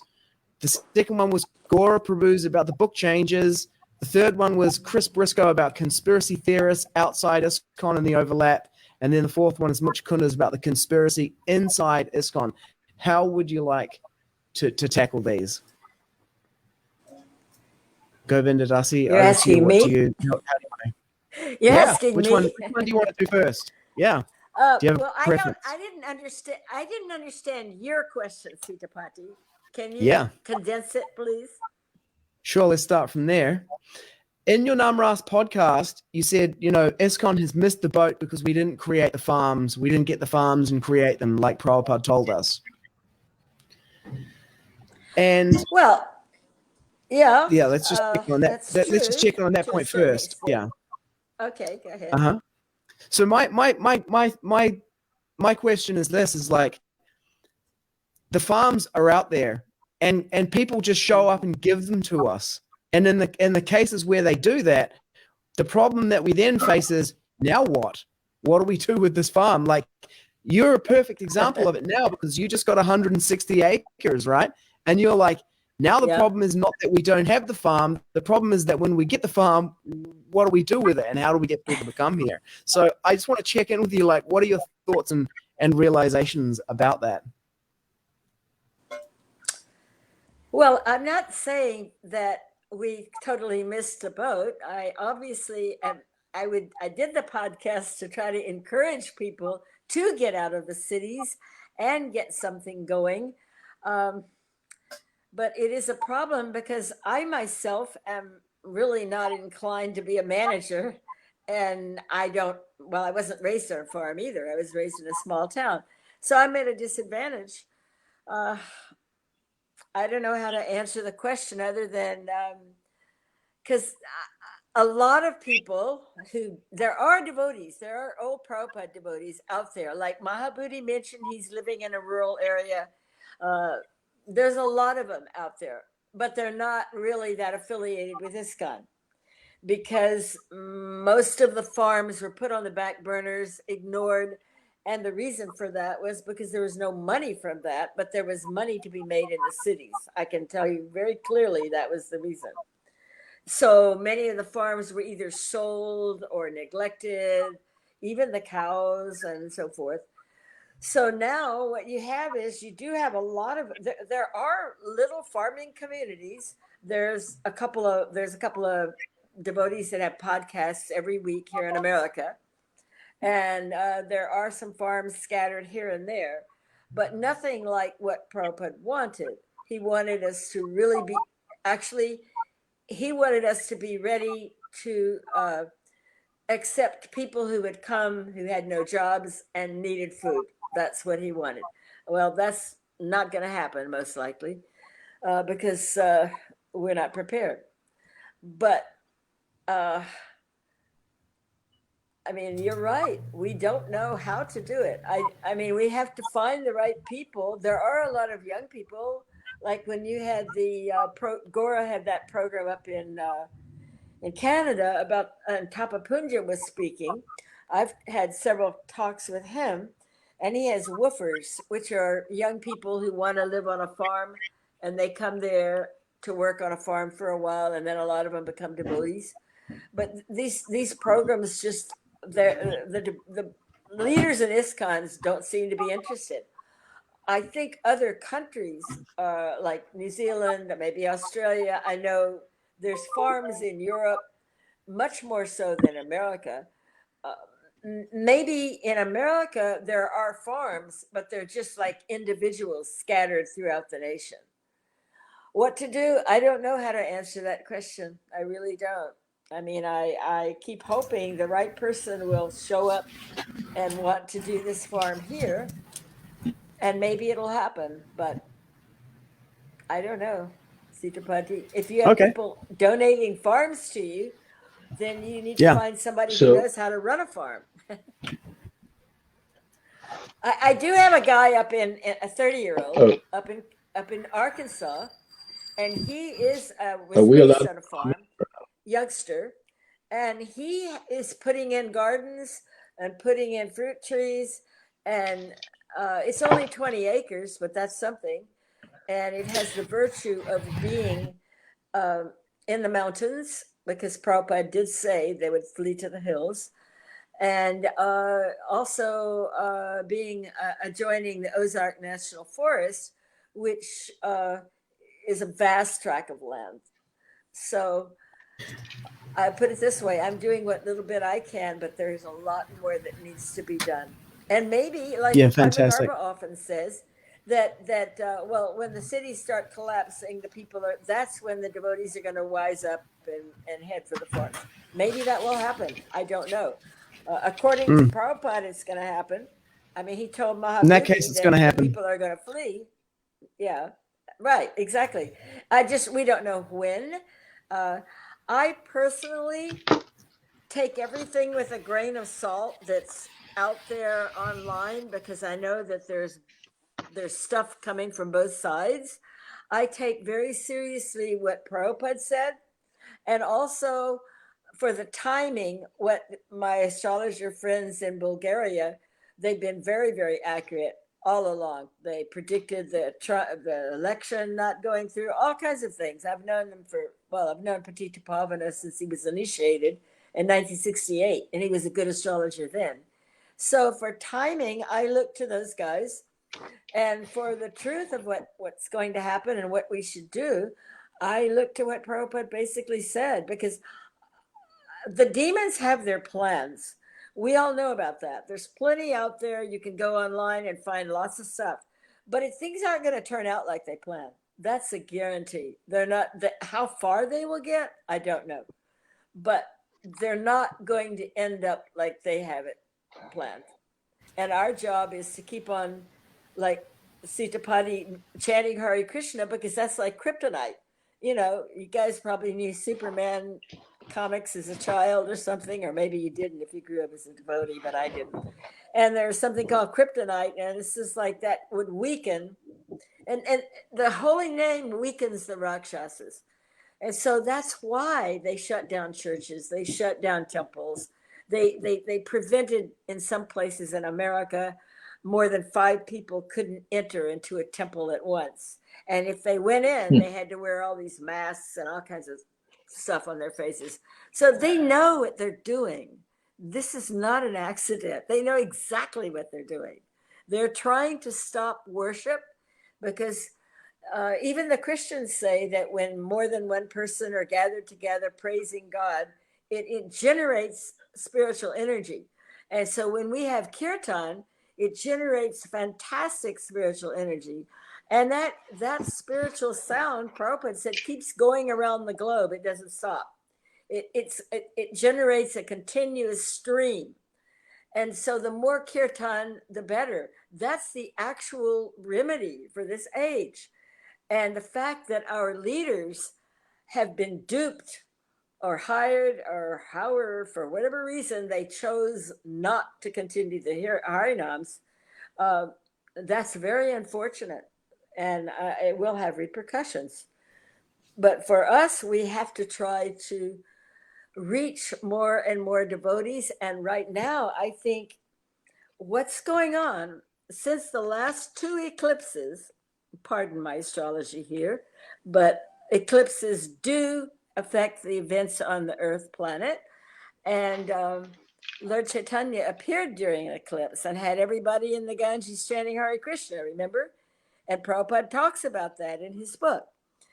And so since these last 2 eclipses, you see all of this bilge, all this sewage is coming out. There's a huge purification going on. Whistleblowers coming forward with all of these things, not only in the material, in the karmi world, but in ISKCON, all of these molestation cases are coming forward now. There's lawsuits going on. It's like, this is a big purification. And I think, personally, my perspective, whether I'm right or not, is that now is the time for Prabhupada's disciples to step in and try to help these confused, disenchanted, disillusioned young devotees who are losing faith in the whole movement because of the decisions the leaders have made. That's my perspective. I don't know if it's right or wrong, but that is my perspective. Okay, got it. Looks like Mahabuddhi Prabhu, did you have something you wanted to add on to that? Well, I could say a lot of things. I don't know how much we're allowed to participate. So there's a couple things. And I live close to Tapapunj, who's been trying for a long time to train people in farming, does a good job of students and stuff like that. ISKCON won't take him serious. Even though he's done gardening and stuff and helping the devotees up there in the New Vrindavan area, they don't want to have anything to do with it. So here's the thing. I think what I've been listening to is a little strange in the sense that we're taking, well, ISKCON's not going to accept.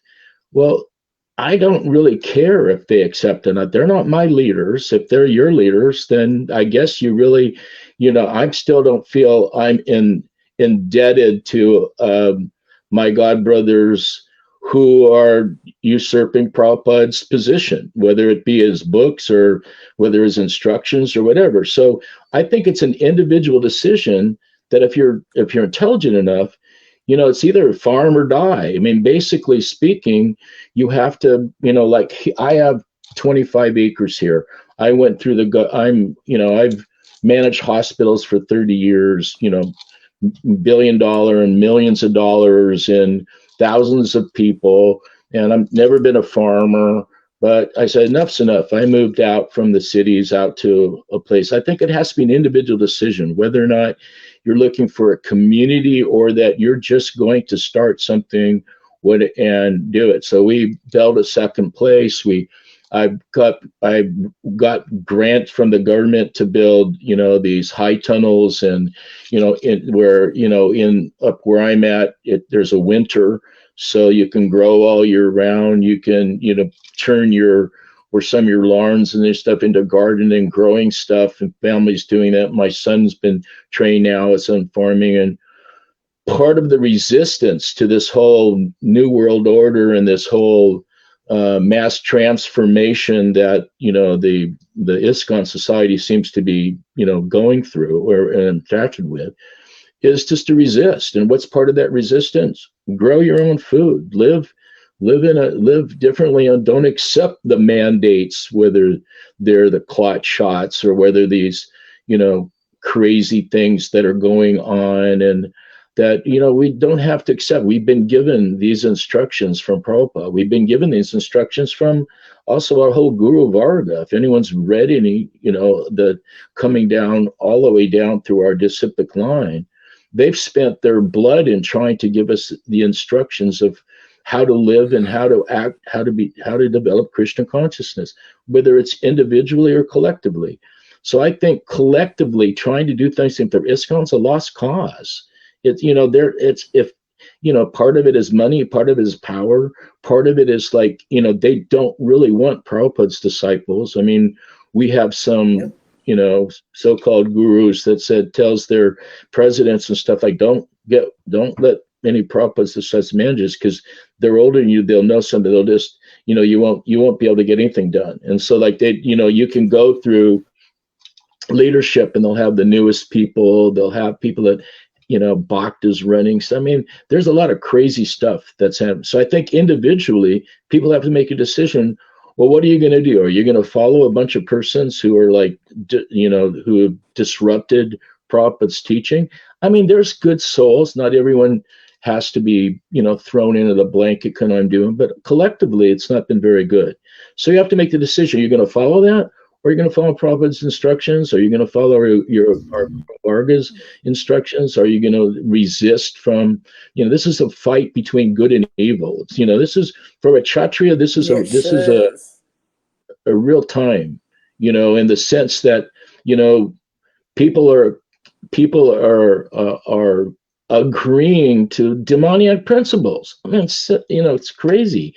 And this is happening from, quote, so-called leaders. So I don't accept those leaders. I don't accept their instructions. They don't really have any meaning in my life. I've accepted Prabhupada's instructions. I've accepted my Shiksha Guru's instructions. I've concentrated on our own devotional practice and services. And I preach where I can every night, five nights a week, and to reading the scriptures with others. And, I think Krishna consciousness, you have to look at what your sadhana is and to the goal to sadhya, and you have to have the association of elevated people. Otherwise, you're not going to, if you're just staying as a kanishta, then you're going to be more concerned, what's happening. And in society, how do we affect society? We're not in a role where we can affect society. I mean, I've graduated in administration. I've managed huge, thousands of people, lots of money, but we're not in a position that we're going to be, leading America in, government structures. No one has any very little experience and stuff like. So the best thing we do is our own collective. those that have believed the same, that can live together, that can work together, that have some affinity and a friendship with each other, and have and same belief, and not falling prey to these, crazy dictations and edicts that are coming down that have nothing to do with Krishna consciousness. In fact, they are opposite. And what to speak of those that are following this new world order craziness that's really, you'll be happy. They'll round you into 15-minute cities, and you'll take everything away, and you'll be these demoniac trends. This is real. It's not like it's some conspiracy theory. This is a conspiracy. It's real. And so if anyone has a belief in good and evil, my God, this is the time.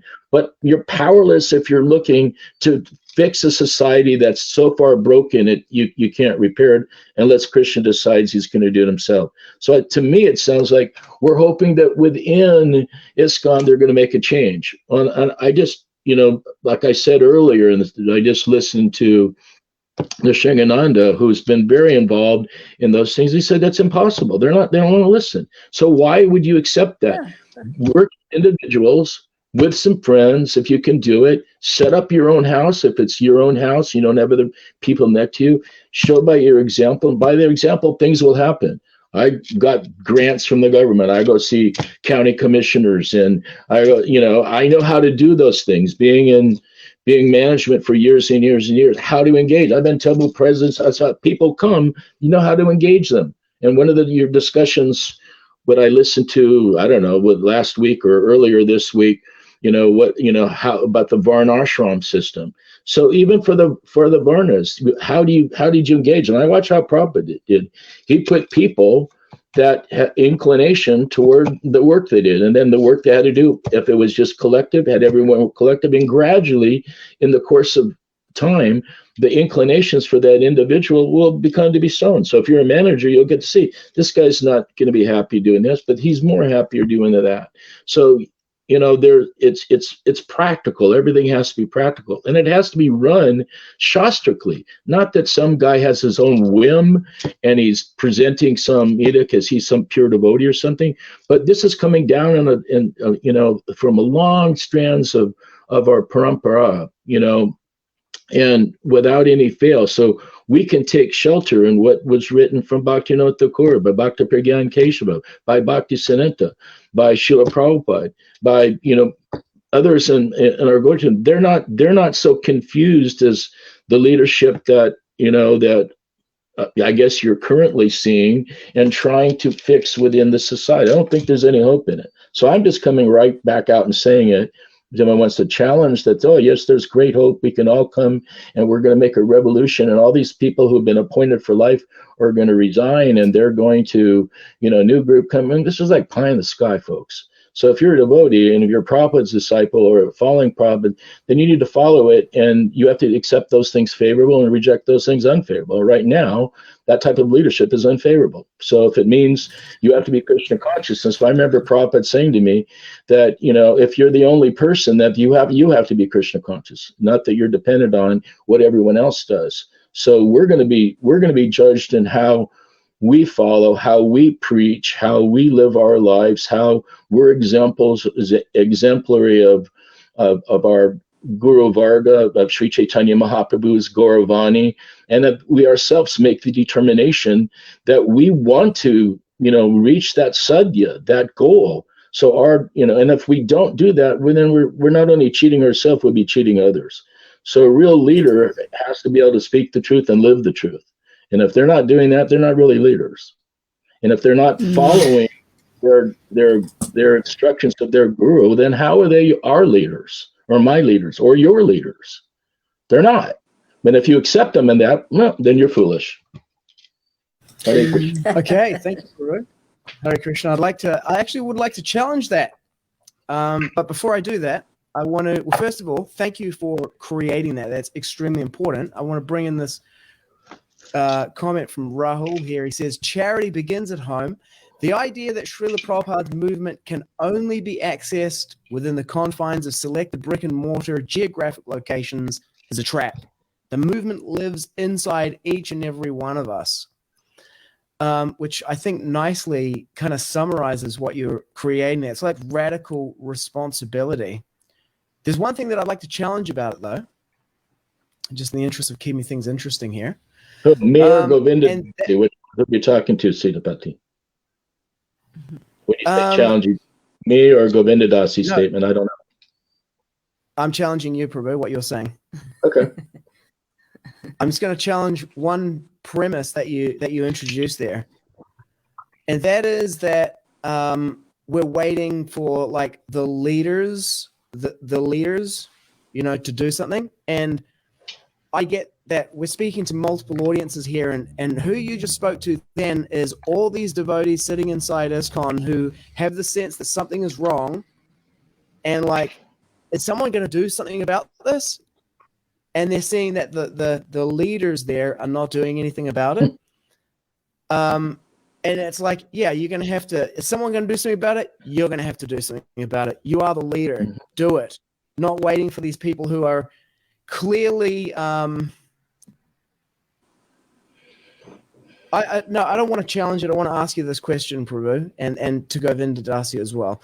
This is the I haven't heard the challenge you said, so I'm waiting for the challenge. Yeah, okay. You want to challenge? You're a Kshatriya. Okay, I'm going to challenge you. Listen, ain't nobody on this call sitting around waiting for these guys to do something. The issue that we're now having, we're post ISKCON corrupt leadership. We're like, we got the instructions. Who was it said? In the absence of orders, head for the sound of the guns, you know? We're like, okay, it's Prabhupada said, get the farms and do the thing. So now we're like, we got the farms, and now we're having trouble doing the thing. We're not waiting for them to do the thing, but like in the instances where we do have these farms, now the problem we have is, what do we do now? Like, you know, like Govinda Dasi said, I've been an urban preacher my whole life, you know, for like 20, 30 years, lived in the city for the whole 50 years of my life. I'm now living out in the country with like cows and chickens and stuff. And I'm like, what am I even doing? So now it's like a different problem space. So what was the challenging question? What to do now? Is that what you're saying? The problem part is of not it like, is we're not waiting for these leaders to do something. We're past that now. We're doing it. And now we're like, now we've got a whole different set of problems. You are, and some of the listeners in this on this conference and in the conference here, they're not waiting. I'm not really addressing them, but I mean, there's so many people are. I just went to, you know, a program close to me, and everyone's waiting for some, you know, magic person. It's like waiting for Jesus to appear or something. And, you know, and for the GBC to make some edict. And I said, you're being, you know, treated as employees. You're only given this like thing. You don't have any, but everyone's agreeing to it. So this mass transformation, which is like the idea of like, you know, psychotic following leadership that isn't really leadership, but they're frightened to break out of either their intelligence or for critical thinking, or just, I don't want to be singled out because I'll lose my job, I'll lose my money, I'll lose my house, I lose everything. So then what happens is that they don't speak out. So this, I say the majority of people are like that, not the minority. I mean, we're lucky to get 30% of the 100% of people, that high of the people that are resisting. Now, in that part, let's go back to your other question. People can gravitate around people who will speak the truth, but you have to also have a plan. So in other words, okay, I've never been a farmer either. Talk about urban. I've been running hospitals and organizations and communities and all those kinds of things before, as well as temples and so much stuff. So, you know, I've had to learn. I don't know what the 30-day crop was. Now we're putting up high tunnels, and we're putting up rotating crops. And this is just in our own family. What to speak of now as others, Tapa Punj has been, for instance, like preaching and preaching and preaching and preaching, trying to do within the society, and they're not listening to him. Even though, you know, at the point of starvation, so I said, you can't do this in a society that's not, that doesn't have any value in that. So if you see these things are hitting, you believe what Prabhupada said, then you've made the change and someone's making the change. So the next thing is you don't wait for people to come, just learn it yourself, do your own working and communicate with others. And gradually, like, even what I'll do is say, look, here's what I've got. And if you people are interested, they'll contact me. Well, I have guest houses. We've got things, and if people that are interested in what you're doing or what I'm doing or someone else is doing, gradually they'll come, and gradually there'll be a federation like you're having this meeting now. Gradually there'll be people that, hey, why don't we just cooperate? Because, I get along with this one, he gets along. What is he doing? And then the communication starts, and gradually Krishna consciousness will start, because the devotees are, essentially, devas. They want to help, they want to encourage, they want to be able to serve God. So the first thing is Yes. like, get your house in order on your own spiritual life. And by doing that, then Krishna will send the people. If we're not ready for the people to come, then it's like, previous, I think, Govinda, I said, Ben Prabhupada said, here in the New Vrindavan area, there's thousands and thousands of people come. Like, I think if 4 people came, they would be really problematic for him right now. So the question is like, okay, what are you going to do? Wait for someone to do it? You're not. I'm not. Govinda Dasi's not.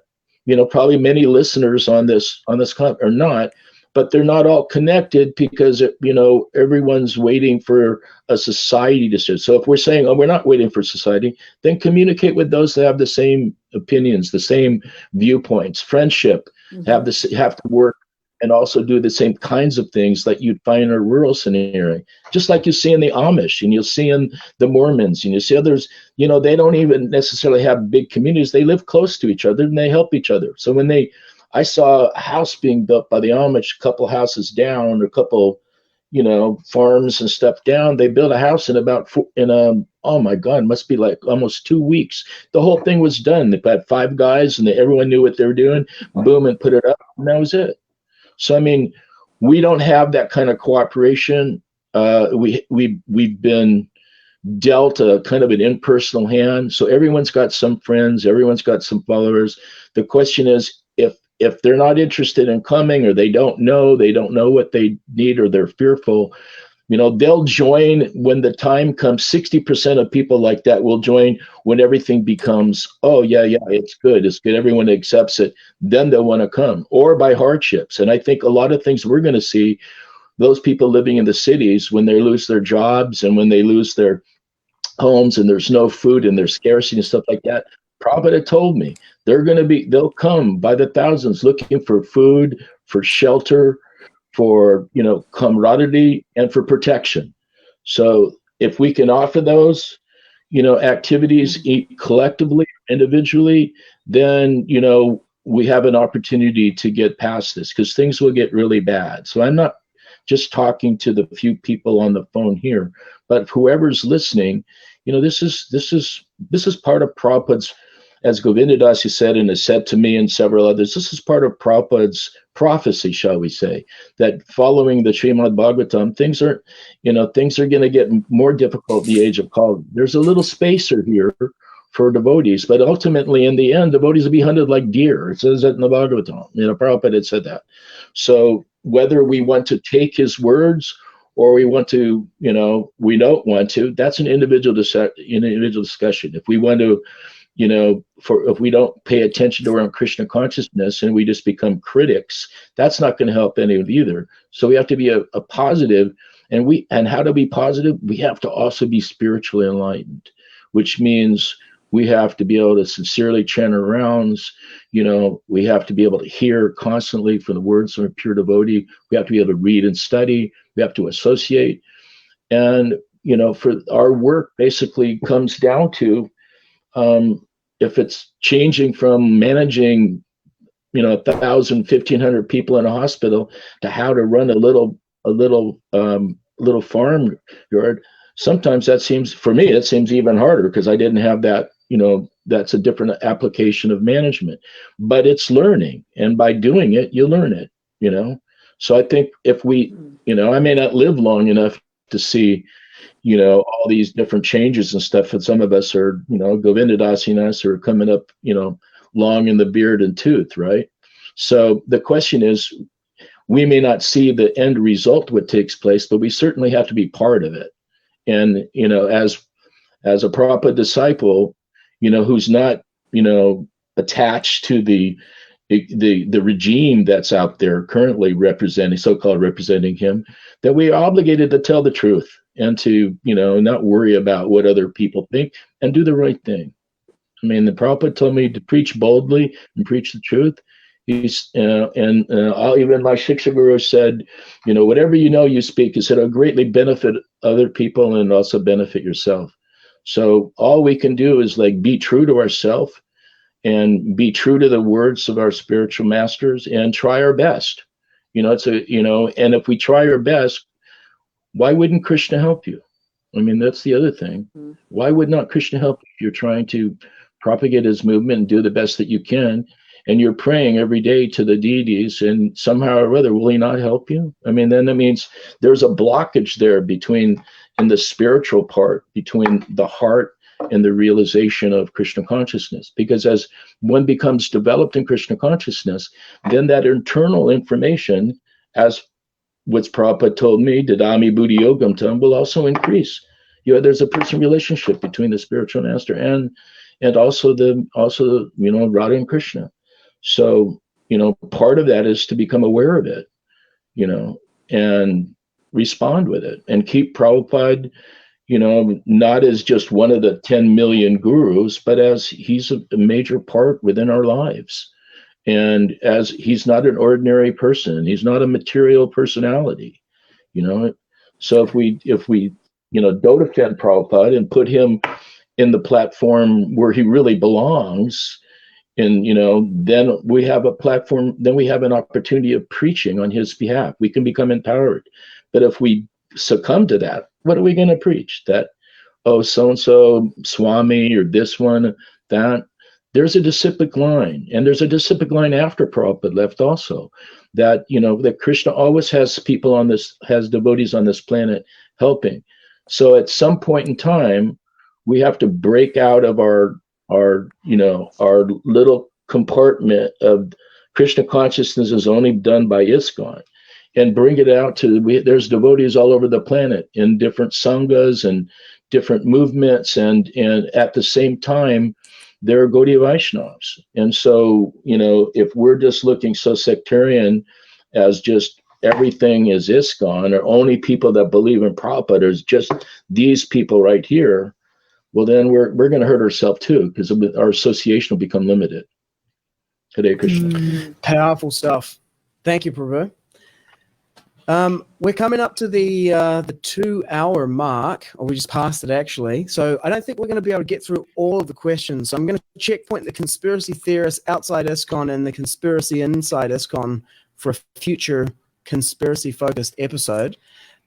We can invite them next week if they would like to be continuing this conversation for next week. Yep. The other thing is, we're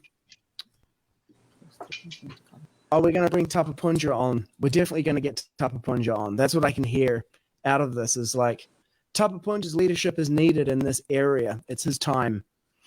And so I would like to do the book changes question from Gaura Prabhu.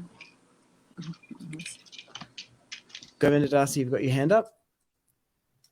Yeah.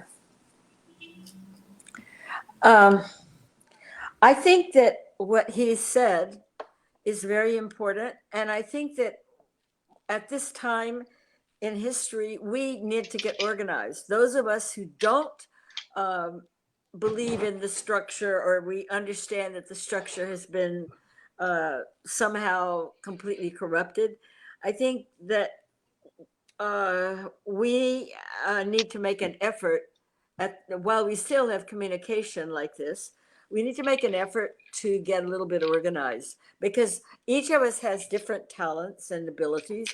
Like Mahabuddhi was talking about the things that he can do. My gosh, I couldn't do those things. And maybe there's things I can do he can't do, like that. So those of us who and I think Sitapati, what you're doing by having these meetings, these podcasts, it's a good beginning, because there are many devotees who are searching, and some of them are in ISKCON and many of them are not, but some of them go to ISKCON temples because obviously that's where they found out about Krishna. And I really feel that it's our duty as senior Prabhupada disciples to somehow lead them back to the understanding of Srila Prabhupada, who he is and what he wanted of us. To me, that's kind of the root of the whole misunderstanding, or maybe it's not a misunderstanding, maybe it's a conspiracy. Whatever has gone wrong is due to that essential issue, and that is minimizing Srila Prabhupada. When before he left, he told Rupanuga, "Don't make me small." What has happened is these leaders have made him small, and essentially they have lost the train. They've lost the mercy by the stuff that they've done. And Krishna will correct things in due course of time, just like Bhagavad-gita said. But we do have a duty to try to reach those innocents, those who are innocent, and however we can. And so I think an effort should be made by those of you who are techie, like it was such a great help what Pradyumna did when he put up the global scam and Krishna's plan. Those of you who are capable of putting together an organization, I think that we do need to unite, even if we're not in the same country. We need to be able to inspire one another and get ideas and try to help one another and reach out to those who are still in ISKCON and who are completely blindsided right now by what's happening in Mayapur. They're losing faith right and left. I've seen many youngsters denounce their guru for telling them to take the clot shot. So this is a part of the change that Krishna is making, and we do have some roles to play, and that's kind of how I see it. Anyway.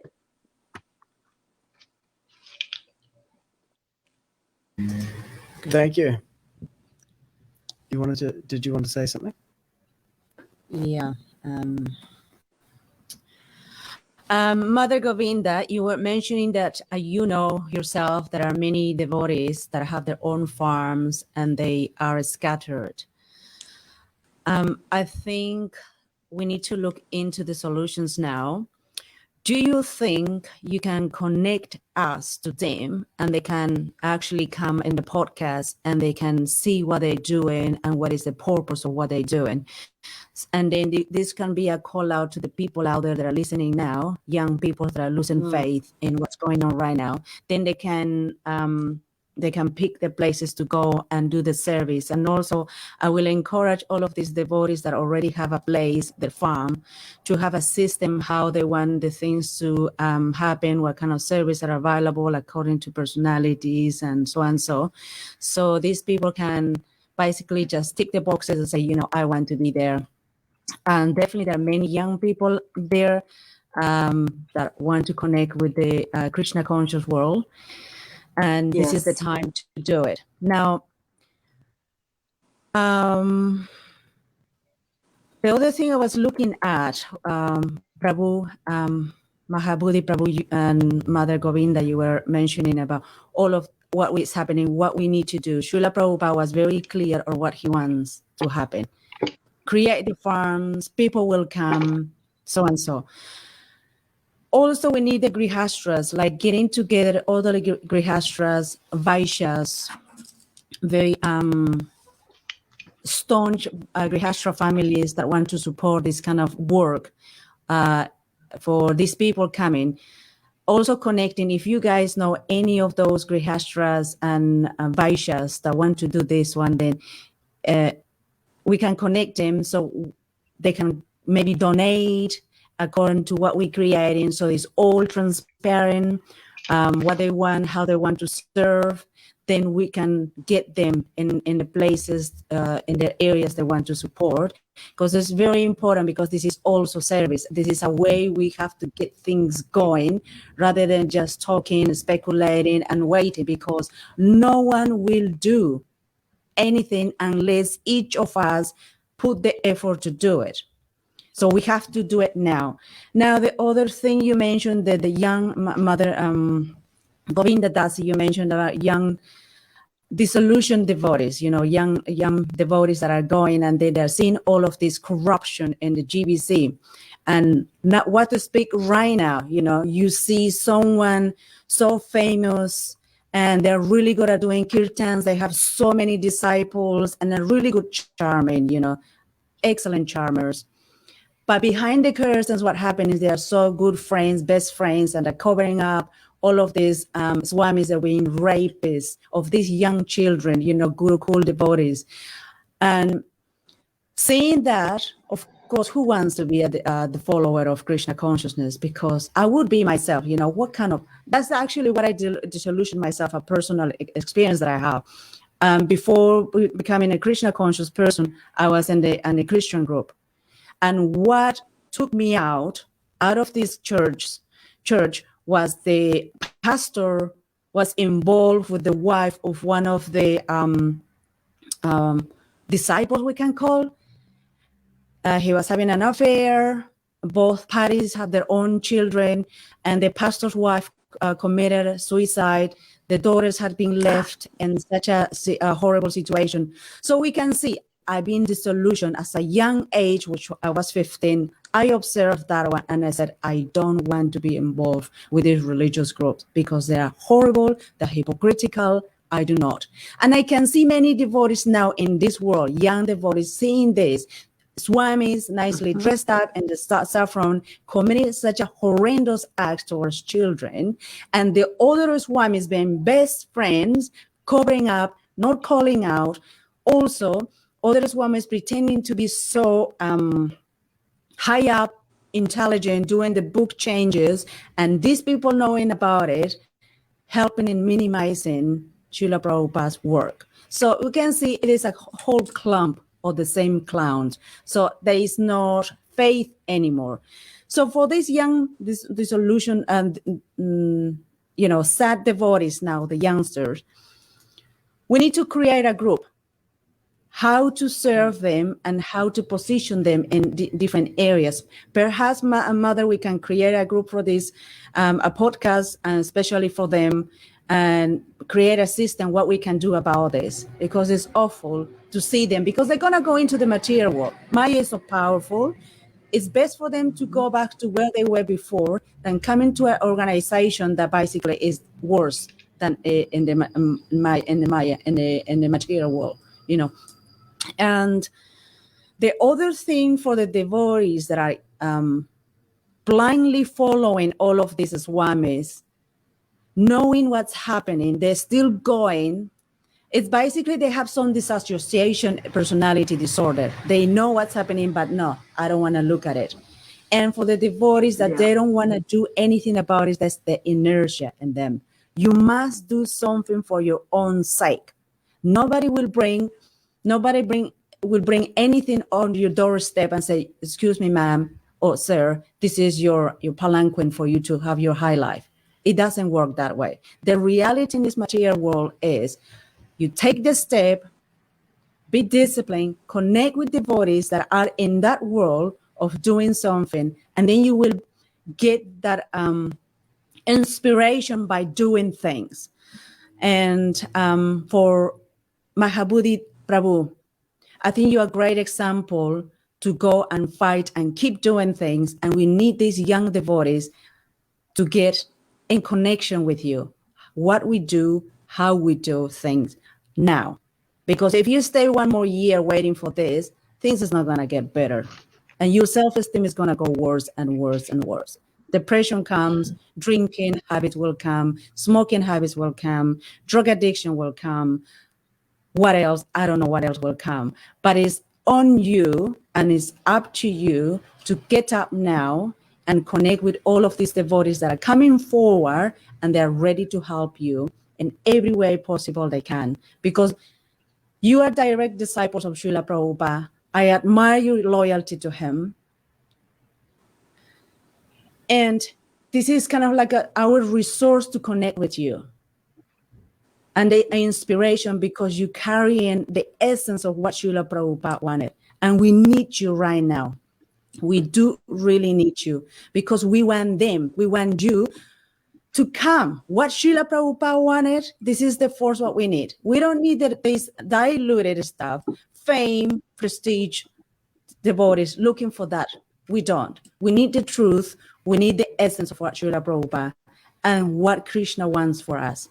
Thank you. That's all what I wanted to say. Okay. Wonderful.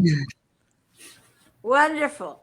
That is I mean, you said everything I wish I could have said it so forcefully, because that is really what I think, that we really do have to band together and try to help those kids. There's so many really nice devotees that are beginners, and it's our duty, but most of us are getting old, and we're not going to be here that much longer. So we need you, and I guess you sort of need us too. You, we do. You have the wisdom, you have the direct experience of Srila Prabhupada. Please transfer that to us so we can carry the same essence what you guys carry from Srila Prabhupada. So let's try to form some kind of an organization. Sitapati is very good at that. He's good at getting things going. Good old Kshatriya spirit. So maybe we can put together some kind of a program with some of the other farms, other people, other devotees, and gradually more and more of the youngsters. I mean, I'm doing what I think that I'm supposed to do, which is try to remind people of who Prabhupada is. But I'm not capable of doing a lot of the heavy lifting, you might say, like Mahabuddhi is, and the warfare like Sitapati is. So we really all need one another, and let's see what we can put together. Maybe Pradyumna also can help. He's one of our techie guys up in Canada. Yeah, that'd be great. So yeah, we need to. I think the next thing we need to do is do the episode and bring Tapapunja on, and then look at the ways where we can connect. But I really hear what Mahabuddhi Prabhu was saying about that the communication is key, and finding the like-minded devotees and creating those communication networks, those conversations. I've got like extra people are joining the waiting room. Someone named Dayanidhi can see is in there, and Vedavati Devi Dasi also.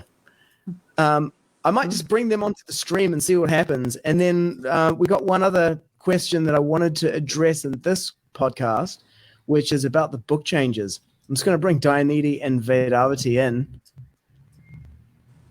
randomly. I'm imagining that Gora has invited them, because this is what Gora does to me. He just like throws these curveballs, brings everyone on. We love you, Gora. We definitely do. You make life interesting. The spice of life. Okay, so we have someone. It says Vedavati Devi Dasi, and someone where it says Dayanidhi have joined. Can you hear me? Hare Krishna. This is Dayanidhi Das. Hare Krishna. Yes, we can hear you, Prabhu. I really just got on when you mentioned that it's already over the 2-hour mark, so I missed everything except the last few comments. Gora did invite me. Thank you, Gora.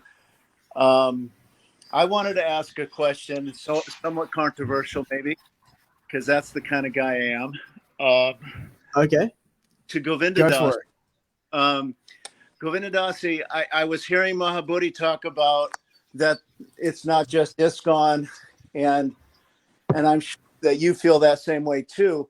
But do you feel that, I'm totally a Prabhupada man, but I agree with Mahabuddhi that there's a lot of other very exalted souls in other sanghas. And I think all of those other souls do follow Prabhupada and have the utmost gratitude and appreciation for what Srila Prabhupada has done and is still doing. Do you also, how do you feel about devotees that are not, that are outside of this? Well, I consider that I'm somewhat outside of ISKCON. Well, how do you feel about other Vaishnavas taking shelter of people that aren't Srila Prabhupada directly? At least modern day ISKCON. Well, Yeah. I think that all of the devotees, somebody made a statement once that whoever has heard about Krishna has heard about it from Srila Prabhupada. And the fact is, he came to this country, and so everything is really stemming from him. And I have no problem with all of the other sanghas. It's not my particular place is with him, but I have friends in many other sanghas. I have friends in the Narayan Maharaj Sangha and the Govinda Maharaj Sangha and the Siddha Sarup Sangha and all over. Okay. And I don't have a problem with that. I think that my particular allegiance is to Srila Prabhupada, because after all, I spent 10 years being his disciple while he was present on this planet. Right. But I don't condemn others. However, I won't tolerate any defamation of him, which sometimes does happen, or at least I've heard that it happens. It's never happened to me. But I don't have a problem with that. I think, frankly, even to go beyond that when the actual collapse comes, I think we are going to be working together with people who probably are maybe even Christians, maybe even Buddhists, maybe, Right. I don't know that I don't know that we're going to have the luxury of having only Hare Krishna devotees to work together. Yeah. I mean, even right now, Right. I can say that about myself. I mean, my friends here where I am, they're all Christians. Okay. And Right. I have a Mennonite community nearby, just like Mahabuddhi is talking about the Amish in his area. Well, I have Mennonites in this area, and this is just where Krishna put me. It's not where I particularly wanted to be, but they have a lot of good ideas. I mean, they've all got wood stacked outside their houses. They all have their own schools, their own farms, and they drive trucks and build houses. Otherwise, they're very much like the Amish. Right. So Yeah. I don't have a problem with that. I think that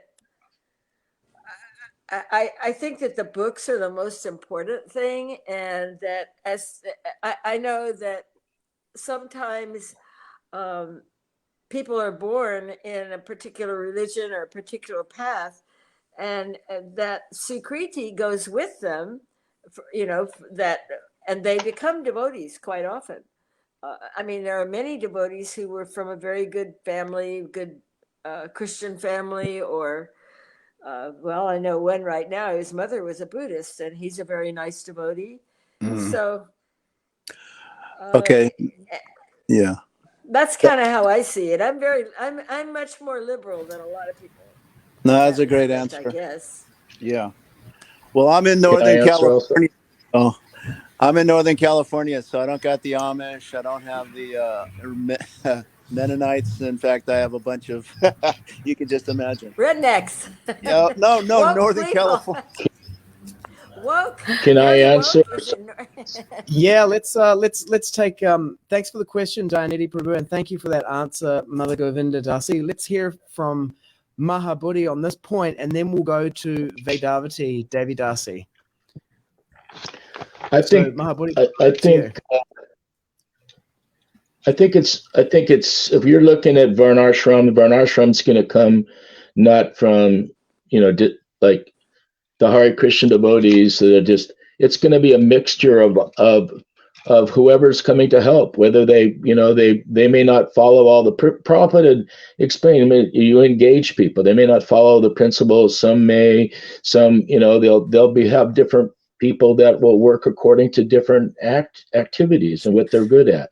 So I think out of necessity they'll accept whether there's, a common work and food and shelter and defense, protection, all these things, and safety and a belief in God and a personal God. So, I mean, that's going to encompass, Christians and many others. And this, after all, we're a minority, at least in America here. We're a minority religion. That's right. We're really a minority.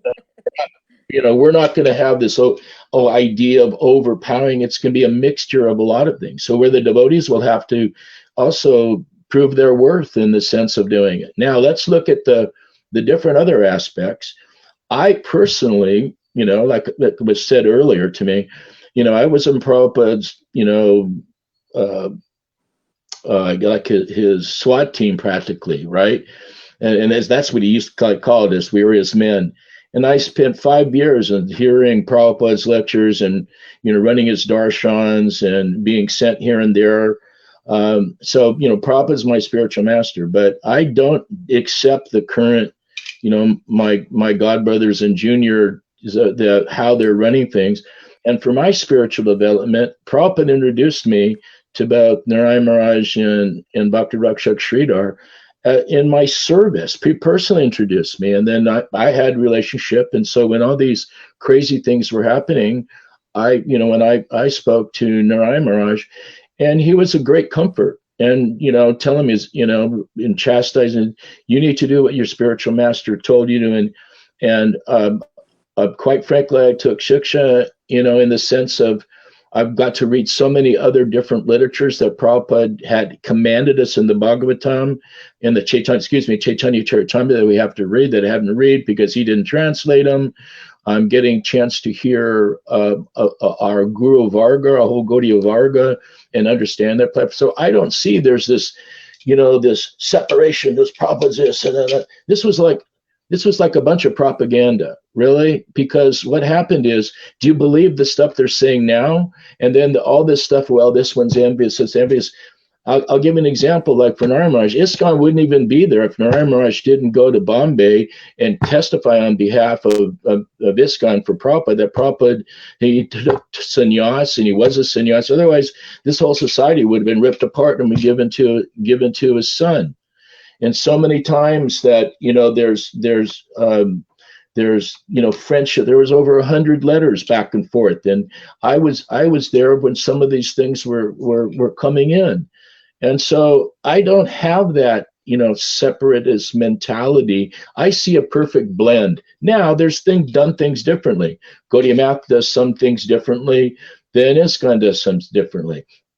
So I do the things that's most familiar with me. If I, I don't volunteer if I'm in one of their temples to sing Mangal Arti because they have 3 different songs that, that are Gaudiya Vaishnava songs, but I don't know them.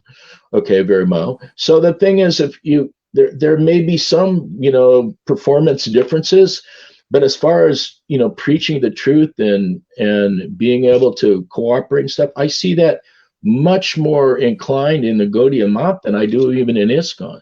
So there isn't that dichotomy so much between what a leader does and what they're supposed to be doing and following. So, I, for one, and many of my godbrothers, whether they're in, whether they took shelter of, Bhakti Rakshak Sridhar or Narayan Maharaj or, Bhai Baba Puri or some of the other different people who aren't really envious. They were Prabhupada actually in the end of his life in November. And I have the tapes, which most of the people have never heard because they've ripped some of them off and banned them. But I have the original. I have a copy of the original ones. Prabhupada said the war is over. How'd you get that? And he said that we should no more of this ISKCON and Gaudiya Math. We should come together and serve for Sri Chaitanya Mahaprabhu. And therefore, I'm always opposing Rupanuga Prabhu, who talks on 1974, where Prabhupada was angry at 3 of his godbrothers, and he should have been angry at 3 of his godbrothers. And so, Prabhupada, he left the Gaudiya Math. Prabhupada never left the Gaudiya Math. Okay, in ISKCON is an extension. It's in America, it's an extension. So we are all Gaudiyas, which means we don't have this divorce We've divorced the Gaudiya Math, and ISKCON stands alone. You know, who is Brahma, Narada, Muni, Vyasadeva, Madhvacharya, all these, they're all members of ISKCON, right? Because really ISKCON is coming down from Krishna. And Prabhupada named it for, you know, the International Society for Krishna Consciousness under one of the verses in the Bhagavatam, right? And what did he implement? For years he studied, you know, and he came out with a League of Devotees and tried for that. Then, you know, he was a lifetime in preparation. So, you know, the difference is we're making this divorce that has come from the propaganda for those who want to keep themselves in power. And when in reality, you know, this whole thing about my guru is better than your guru and this is all like nonsense. Okay. The bottom line is we need to become Krishna conscious. We need to have association of pure devotees. We have to follow in the line of Sri Chaitanya Mahaprabhu. And we can't get along with our family. I mean, it's like if you're in a family, you can't get along with your cousins or your brother or your sister or your mother. So it's just like ridiculous, you know. And we've made more emphasis in battling between the different sanghas and stuff, and unlike the Mormons, unlike the Amish, unlike even mostly in these other religious communities, have made large strides. Where most of our strides has been fighting each other, and you know, something comes up and it gets torn down. So if we legitimately have to like give our respects to those devotees that are preaching pure Krishna consciousness and are not been disillusioned or affected by Maya. And they don't have these big pratista aspects of thinking I'm the pure devotee. Yesterday I was a Kanista Adhikari. Today by Vox Populi, I'm now a pure devotee. Seriously? You know, so we've come to accept a bunch of lies and a bunch of propaganda that we just have to realize, hey, it's not true. If you sample it and you experience it, it'll also help you progress toward what is the goal of Krishna consciousness. I've asked so many devotees, you know, my godbrothers who, well, you know, it's this, but what is the actual Gauravani of Srila Prabhupada? If they can't explain what the Gauravani is, and it's explained in the Chaitanya Charitamrita, explained by Vishwanath Chakravarti, what is that Gauravani? If we don't even know what it is, then how can we say we're really disciples of Prabhupada? If we don't even know who's Prabhupada's, what's representing, what are the teachings of Sri Chaitanya Mahaprabhu and his Gauravani. So people aren't teaching a lot of this stuff anymore, not least in America. Most of the new devotees don't even know what the sadhya is, okay, because it's not being taught. And therefore, like I think Sitapati's wife was saying, there's a whole lot of younger people that have not been exposed really to Prabhupada's Krishna consciousness. So, right. And Prabhupada's Krishna consciousness was not like it's alone, we're completely devoid, we're not following Bhakti Siddhanta. I mean, seriously, if Prabhupada heard to say that, he would ban that person from his society.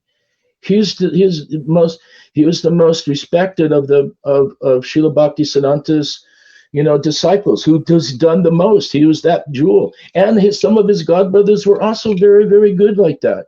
And everyone's, oh, his godbrothers were all envious. They weren't all envious. Some were. There's no doubt. I don't get along with some of my godbrothers either. That doesn't mean, oh, all the godbrothers are envious, or Mahabuddhi's envious of all the godbrothers.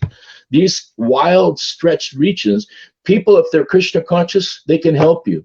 If they're Krishna conscious and in this Sangha or that Sangha, but they're part of Sri Chaitanya Mahaprabhu's program and they're following and they're preaching and their excitement and commitment is in their life, then you can feel it by what they're saying. Preaching is like a volcano that erupts. Okay, it comes from the heart and it comes out. Why? If you don't have life, you can't preach.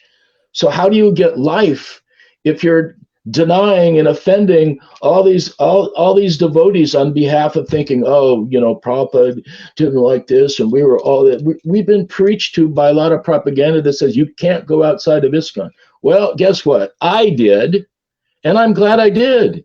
Not because, oh, I'm downplaying Prabhupada, but it's added onto my spiritual life. It made me more vibrant. You know, I did so much service for Prabhupada, but at the same time, you know, had to work on myself, had to work on understanding the higher concepts also of Christian consciousness that I didn't know. And now in relationship, I've made so many more new friends, both inside and outside the different movements. And, so why would we reject that? I mean, the idea is accept those things favorable, reject those things unfavorable. If someone's criticizing, I mean, I know my godbrother's disciples are many of them, some are saying Prabhupada's an ordinary man and he's this and that. I probably, if I was close to him, I'd either whack him, or severely chastise him. But their gurus are letting them go on and say that. How can they, if they're a Prabhupada disciple, allow their shishas to deprecate Prabhupada? He's an ordinary man based on some psycho garbage thing brought up from these materialists. I'm sorry. So that's not happening in other sanghas. So just because ISKCON is going through some, generation of difficulties or generations of difficulties, means everyone's off the planet. And therefore, for one who needs association, then one should go to wherever Krishna consciousness, wherever there's, even Prabhupada said at Rupa Goswami, if someone in this world is Krishna consciousness. In the Mahabharata, it says the most rarest thing is one lava, 1/16th second association of a pure devotee. So that's the most rarest thing. So if someone has Krishna consciousness, one should beg, borrow, and steal whatever to go to it. It doesn't say, well, and during Lord Chaitanya's times, there were gurus all over the place. They were all disciples. They're all followers of Sri Chaitanya Mahaprabhu, and they were disciples of all these different elevated souls, and they all got along as a family, not as, not like this one likes this one or that one like that one, and this one, who my guru is better than you. All these this is like a Western mentality of change. Therefore, we've neglected really Krishna consciousness out of our speculative and desire for change. And Prabhupada said that. So if we want to reform that, we should be open to whoever's Krishna conscious, regardless of who they are or what part of the Gaudiya line they're coming from. And we should help others if they're having difficulties because they're thinking that Krishna consciousness is so narrow, I have to fall under this little sangha. Well, then they're going to have difficulties. But if they expand themselves and take association of devotees who are also preaching, who are also Krishna conscious, and they're also, within the Gaudiya family, then that's also a mission of Chaitanya Mahaprabhu. So I'm not saying everyone should stop ISKCON and go to Gaudiya Math or stop the Gaudiya Math. I'm not preaching that. But wherever you can find Krishna consciousness, wherever that pure Krishna consciousness is being spoken, one should immediately go there without any reservations. If someone tells, oh, you can't go there, then leave that person. Anyway, so the other one thing before you kick it up. One thing before you you go into the other subject, you should never change Prabhupada's word after he left this planet, other than, I think Garuda had mentioned this in his thing, other than changing what he agreed to and things like misspellings or stuff like that. We have made Prabhupada's books not even representing Prabhupada, where some of the statements and things have been left out and changed the philosophy. 10 years from now, people say, oh, this is what Prabhupada said. It's not what Prabhupada said. They've changed it. We should never do it. It's demoniac to have done it. The Vaishnava principles is once the Acharya leaves the planet, you cannot change his words other than some misspellings or something he's already agreed to.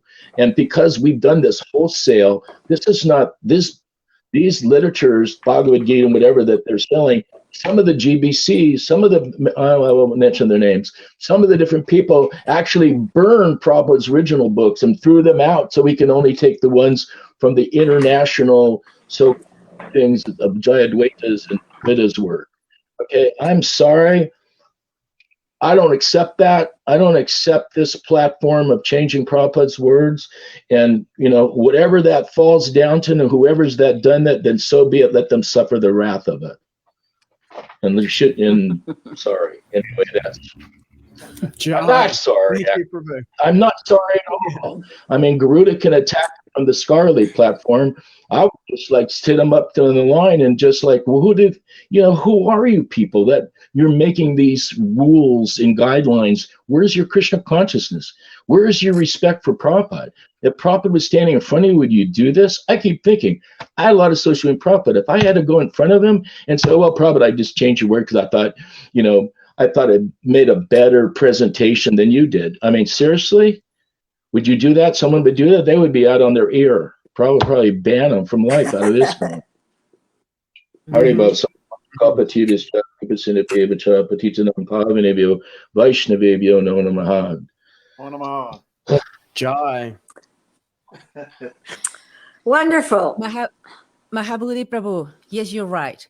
To that soul, or to those souls that are thinking that Srila Prabhupada was and is an ordinary man, I have to challenge your thinking here. And a 70 years old gentleman coming out of India to the USA, 69, sleeping for 3 hours, writing, teaching his disciples at 69 years old. I bet you youngster, you cannot even control your mind. You sleep 8, 10, 12 hours as you like, and you think Srila Prabhupada was an ordinary man. You know what? You need to do some reality check first, because Srila Prabhupada was not, will not ever be an ordinary man. He is not. So whoever he's a direct descendant from Srimati Radharani. Direct descendant from Srimati Radharani come down in this Guru Varga. Sorry, go ahead. Yeah, if you're thinking that, and your spiritual master, whoever is your spiritual master, I think both of you have to do some reality check.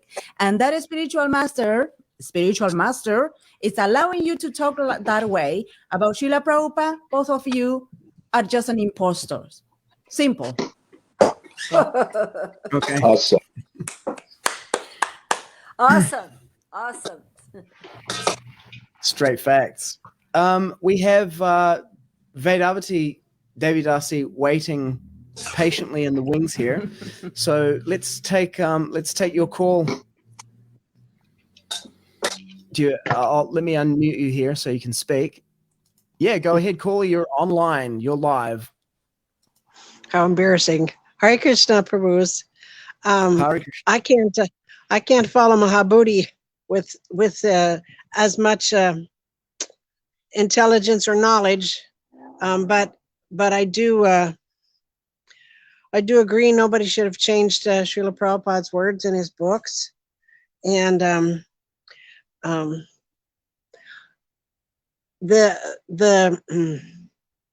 all the other groups, I'm not familiar with them. I heard about them, a few years ago, but I'm not familiar with them, and I always thought it was just us, just ISKCON, and so now I'm learning that, of course, there are some other groups. There's Gaudiya Math here and there, but I don't know much about them, and I've never been to any of their temples. And but some of my god brothers and sisters go to the Narayan temples, or they with Sridhar Maharaj, but I never. They don't talk much about it. So I'm not familiar with any of that really. I just associate with the devotees here, and then I'm learning some of you. I'm learning about some of you from a distance. I can't say anything very. What am I supposed to say? I don't know. What was the question? maybe Mati, you could just give people a sense of who you are, because there'll be a lot of people, even for myself and my wife, we've never met you before. Okay. If you could just share with us about who you are and something about your life, that would be amazing. Thank you. Okay. Well, I was initiated in Seattle back in 1976, about April, and I didn't join up any specific temple, but I was in Los Angeles in 74 and 75, and one day Hanuman Das was giving the lecture in Los Angeles, and I was living in a commune in Santa Monica called One Life. And I used to come every Sunday. My friends, we all did, because it was the most fun thing to do. You know, go to the temple on Sunday, and then we would chant, meditate, whatever during the week. But my best friend moved into the temple there, and so I kept coming. And one day Hanuman was giving the lecture, and Sadhvi, the Devi Dasi, was distributing books amongst everyone who was having the feast. And she asked if I could speak Spanish and if I could drive a car, and would I come with them the next day. So that was an affirmative on both. So we went back to One Life and gathered my stuff up, and they all cried, and I got in the van and headed for Panama City with Hanuman, and that was 1975 in the summer. So then he was going to start a temple in Panama City, but we got all the way to Panama City and there was already a temple. So we were about 3 days, and then we came back to LA. And so I traveled with Hanuman all the way up to Vancouver, and then over to Montreal, where I left his company and his association, and Nandi Keshwar sent me back to Vancouver to be with Rochan and Pajavali. And so then my life's pretty much, I mean, our lives, right? They all just carried on, whatever. So then we went from Vancouver to Seattle, and Rochan put all the ladies in the van and moved us all to Seattle. And I did Sankirtan at the airport, and Pujari, and all kinds of things. And then of course we went to Philadelphia, and then we followed Rochan to England, and then I followed Rochan to Africa. So as far as devotional service, I'm a hardworking devotee, one of the hard workers. I'm not a great philosopher. I don't remember all the words, but I'm grateful to be in this organization, and grateful to be with all you devotees. I go to we have a temple here. It's in Hillsborough, not really Portland, but they do their best to have a nice temple over there. With we have some plays, and the temple president always encourages everybody to come and do service. So that's it. Jai. Yay! Jai. Beautiful. That's beautiful, Mother Vedavati. And you know what? You said you don't have much to say. Actually, you have lots to say, because there are many people, perhaps in your situation, says, what do I do now? They are feeling isolated. And I think what you said speaks for those people. This is the time to connect to all of the devotees that have been isolated, maybe booted out from the temples. This is the place where we're going to connect. This is what Srila Prabhupada wanted. All his children working together, supporting each other. And we're going to do this. Thank you, Mata. You're welcome. Hare Krishna. Hare Krishna.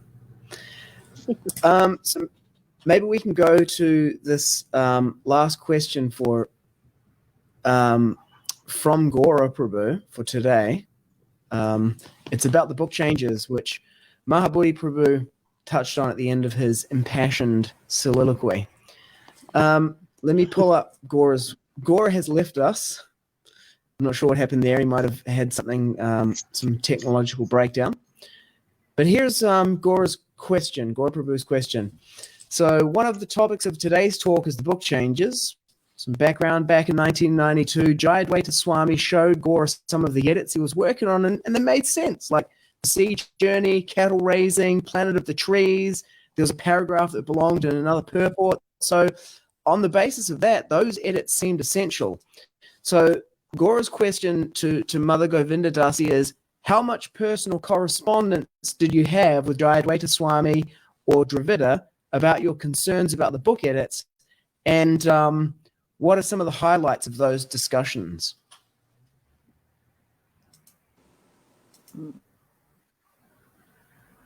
Oh, 1 minute. hang on. Yeah. Okay, while Mother Govinda is organizing things there, I just want to share or express how touched I am to be in the presence of Srila Prabhupada's direct disciples. And it really brings to life for me a lot of the things that I've read about. And then I'm actually with people who were there. I went to turn on the light. All good. Thank you. Okay. Thank you so much. Dana, you are condensing things down to exactly what needs to be done, which is that we need to organize ourselves. So far as Gore's question, yes, what essentially happened is that without the knowledge of Prabhupada's disciples, a handful of young men formed the BBTI, which means it's a very complicated, this is going to get into legal issues, which take a lot of time to explain. Essentially, Prabhupada left BBT is a trust. A trust is like an umbrella, a legal umbrella that protects the assets of someone, either monetary assets or copyright assets. So what they did was they took those assets out of the trust and formed something called BBT International, which was a corporation. A corporation is a different entity completely. It's a for-profit corporation, or at least that one was. And they proceeded to change the books without the knowledge of Prabhupada's disciples, although Rupanuga did smell a rat early on, and he did try to protest. And then they had a meeting in 1986, which I can send you a copy of the minutes of that meeting with the GBC. And Jayadeva was selected, essentially, to be the champion of the change to Gita and travel around the world, carte blanche, all expenses paid, go from temple to temple and present the reason for the changes. And there were a few, like Planet of the Trees, the cattle raising, and the seizure. There were a few simple misspellings, you might say. Planet of the Trees should have been peat trees. The sea journey, as you said, should have been the churning of the sea or whatever. So based on those few things that needed to be corrected, they did over 5,000 changes. They completely rewrote the book. That's what they did. So some of us, in particular, Kaylee, who is a librarian and knew how to do all the research, contacted universities all over the world, Harvard, Princeton, Oxford, you name it, and found out the proper procedures for editing. Posthumous editing is a completely different animal than editing. Posthumous editing means that the book is no longer authentic. The author has not seen it. Now, I'm talking on a level that is material. If we want to go into the spiritual, I mean, that's for material books, right? Not to be done.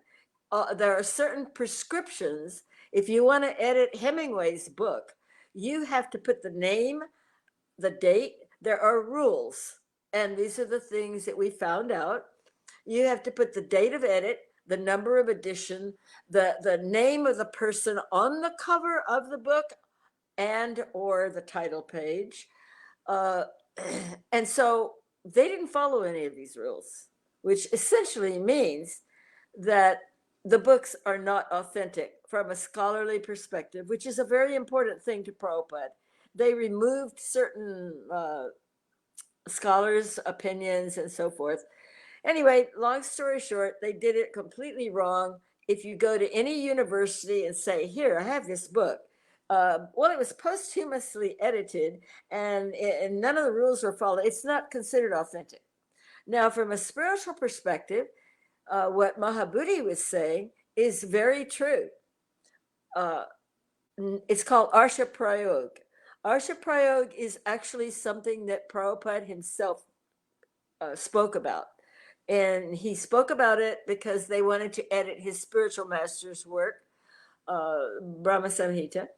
And he was adamant. He said, you cannot even change a period. You cannot change anything, because it's called Arsha Prayog, means whatever the sage has said, because the sage is a pure devotee or a great saint, you can't change it in any way, shape, or form. So, so far as Mahabuddhi, he was talking about different devotees. It is true. I myself went to Narayan Maharaj and told him the issue. And his opinion was never to be done, never has been done in Gaudiya Vaishnavism, never would be done in Gaudiya Vaishnavism. You simply can't do that. Alter the works of the spiritual master after his departure. So from a spiritual point of view, as well as a mundane scholarly point of view, it really can't be done. But it was done. So it's a very complicated issue. Personally, I tend to believe that it had to happen, and it had to happen while we were still here on this planet to bring it to light. I don't think that it was an accident. I don't even hate Jaya Dwaita. I mean, I feel like, wow. I mean, Kaikei got the rap too, if you know what I mean. Somebody has to play the bad guy in these Leelas. So what they've done is opened up a can of worms, and the next 10,000 years, people will know that this was done. If they had done this 100 years from now, nobody would know. So I kind of see it in a positive light in that respect. That it's something that had to be brought to the surface, just like a lot of the things that are going on right now, the miscommunication and all the disinformation that's coming out of some of these leaders. It really has to be exposed now while there are people around that will expose it, that knows something, that were around Prabhupada. So I share that opinion. And so far as Gora's question, yes, we experienced that in Honolulu. What happened in Honolulu was that Jayadvaita came there along with all the other temples with a little tape recorder, and he played some tapes, and it was like a song and dance, very, very well practiced. And he took it to every temple all over the world, talking about why they had to change the books. And we had a meeting in Honolulu the next day, and it was recorded. In fact, I have the recordings, and Siddhanta has recently put them into digital from the tapes for me, available to go online. In that meeting, Jayadvaita said a lot of things, like, those books were horrible. I mean, there was a whole misunderstanding of what should have been done. And yeah, I guess you might say, I mean, you don't want to say it's a direct conspiracy, but it kind of was. So I hope that answers your question, Gora. I don't know if it does or not. Thank you, Mother Govinda Dasi. Since you brought it up, the direct conspiracy, I'm just going to say this. You know, the book changes. I need to turn on another light. Oh, I need Sure. to turn on another light. It's become quite dark here, you know. Okay, so I'll just Let's see. pass time till you get back, because I know you don't have your headphones on and you're not going to hear anything that I say. I can say one thing added on to Govinda Dasi's, that the International BBT had presented legally that Prabhupada was just a hired person for the International BBT. which really, like if that became known amongst the masses of devotees, it would be extremely, worrisome and let you let them to see that. We had also personally challenged Jayadvaita at my home. We brought him here, and without even me having to do stuff, my son ripped it apart. Go ahead. I'm sorry. That's all I wanted to say on that one. Okay, I'm back. Okay, Mahabuddhi Prabhu is just telling us about the time that Jayadvaita Swami came to his house and he personally challenged him about the book edits. I'd love to hear that. Yes, please. Yeah. Okay. Hot topic. We're here for it. Yeah, give us the hot take. Mahabuddhi Prabhu? You want me to recount what took place? Yes, Well, please. we had, I invited him to come over. We were old friends. He used to travel, when Satsarup was Prabhupada's secretary, Jayadvaita or Hridayananda Maharaj would come with our party, so we used to have classes as a brahmachari with Hridayananda Maharaj, Jayadvaita, and Satsarup every day, for I don't know, number of years. And then they all split up, traveled in. So we knew him we knew him pretty well, because since I was, a bhakta, I really just became disillusioned with all this book changing stuff. And so when I brought him to my home, and I said, okay, now give a class. You have to at least speak while you're here. So I handed him Prabhupada's original Bhagavad-gita, which is the only ones I have in my house. The other ones I don't keep at all. I only keep the 72, and there's 174 edition where Prabhupada made the last changes. So that's it. If you don't have one of those, then they're not welcome in my house. So he goes, I said, yes, this is Prabhupada.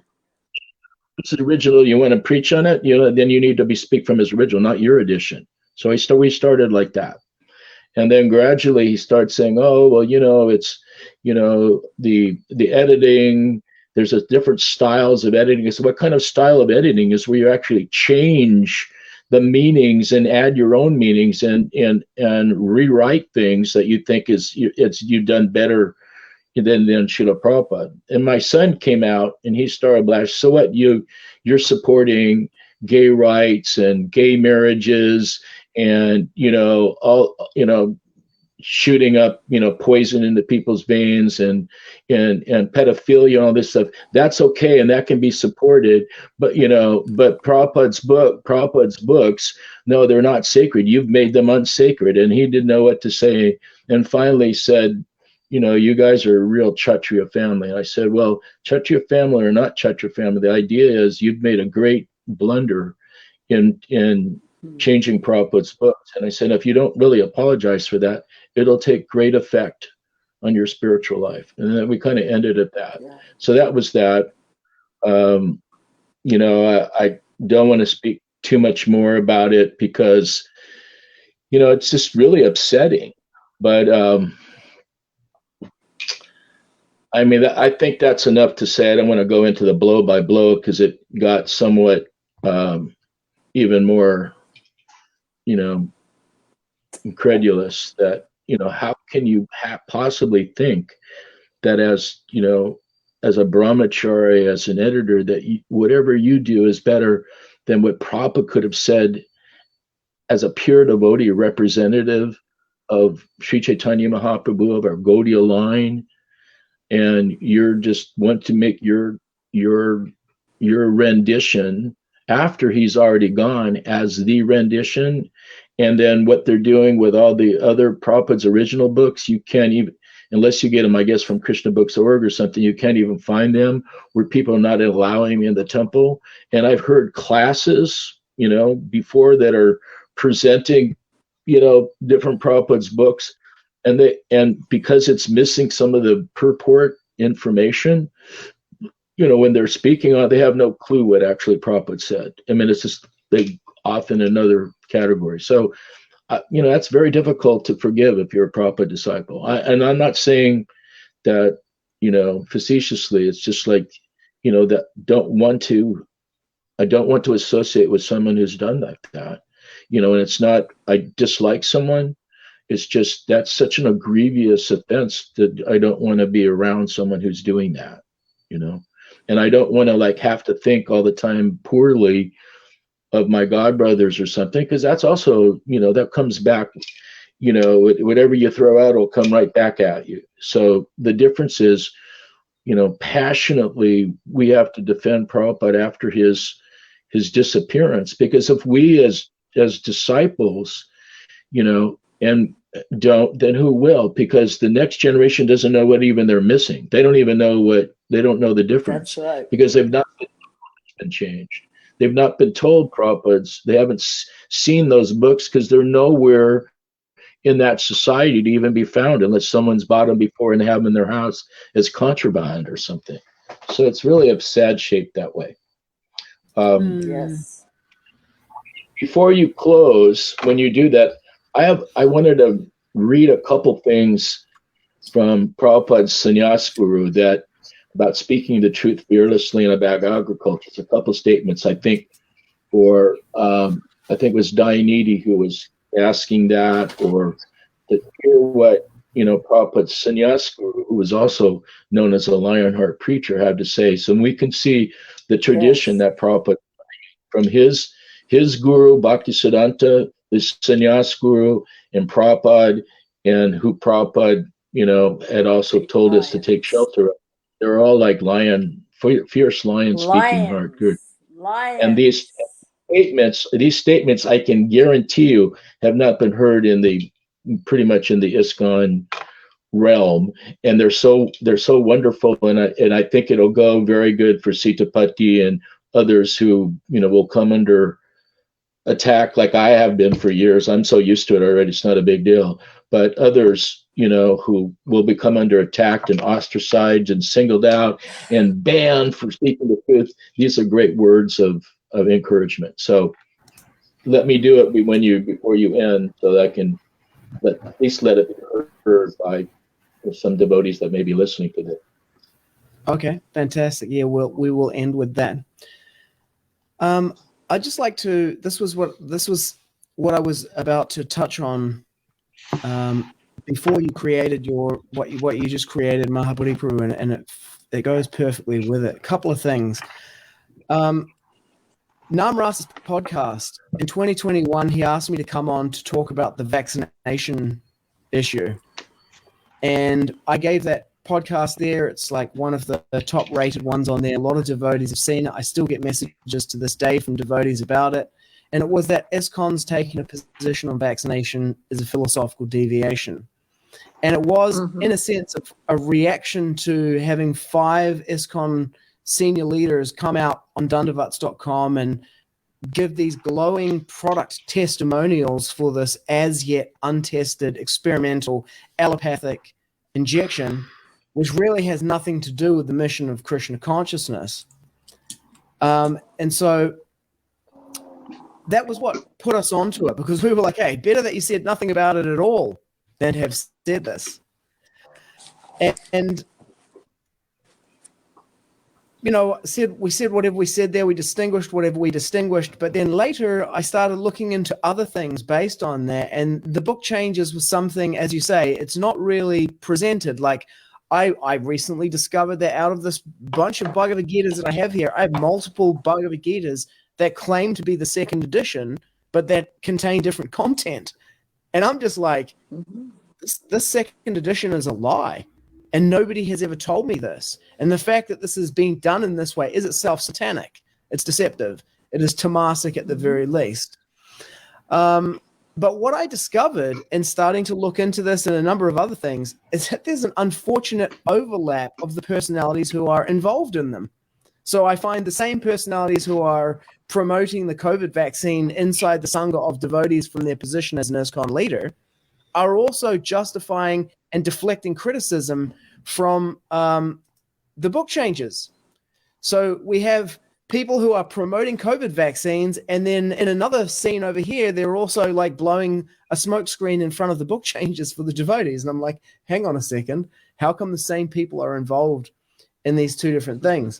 And this speaks to is it a conspiracy? You know, at a certain point,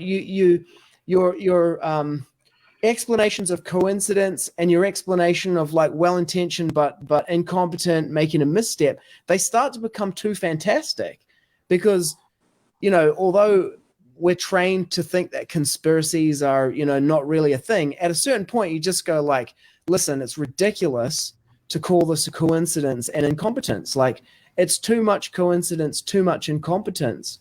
Even if the person on the front line themselves is not a conspirator, they're part of it. You can go back. Mother Vedavati was talking about Rochana Prabhu. He has a website, Sampradaya Sun. Sampradaya Sun was the only website that published my counterpoint to the glowing product testimonials, which was vaccinate yourself with bhakti.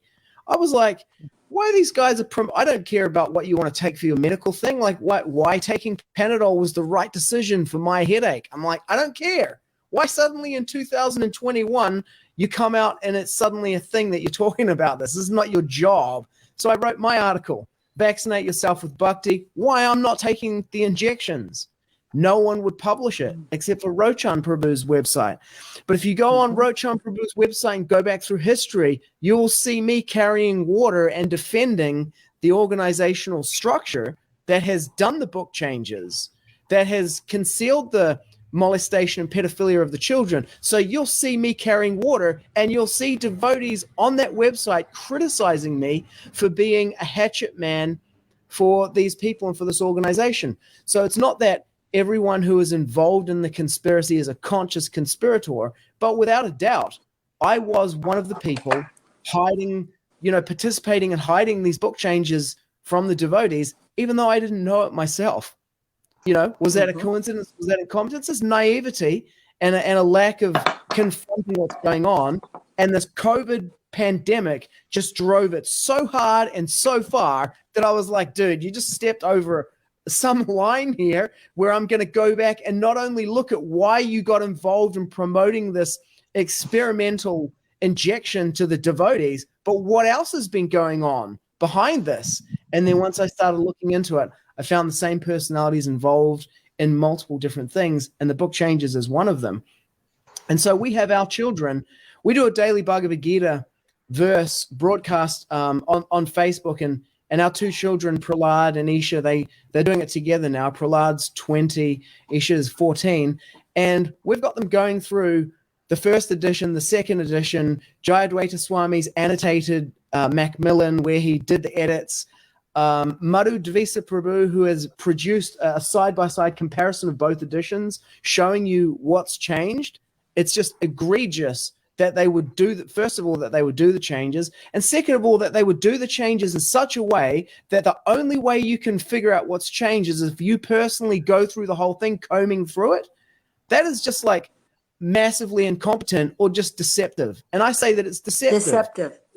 It's Madhu deceptive. Devisa's gone and created that so you can see it. That is the sattva guna, illumination, that there is transparency and accountability for what's being done. And they're going through it and they're comparing the two with their critical intelligence and going, why was this changed? Why has this been done? And then at the bottom of the whole thing is, why would you change anything at all? But even if the reality is it has been changed. And as a critical thinking person, both blind following and absurd inquiries are condemned by Srila Prabhupada in his purport to Bhagavad-gita 434. And we're not raising mindless cult members here. We're raising reasoned, critically thinking, fanatical cult members. They're going to be both.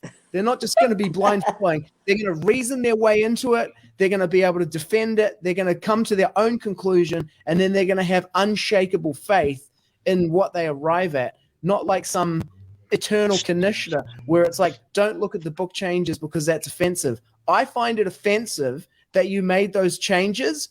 You introduced this area of darkness and obscurity to the entire process and shook thinking devotees' faith in the books, and that you find it offensive that people would question that. Anyway, that's my rant on the book changes. You know, Very good rant. Very good rant. Very good rant.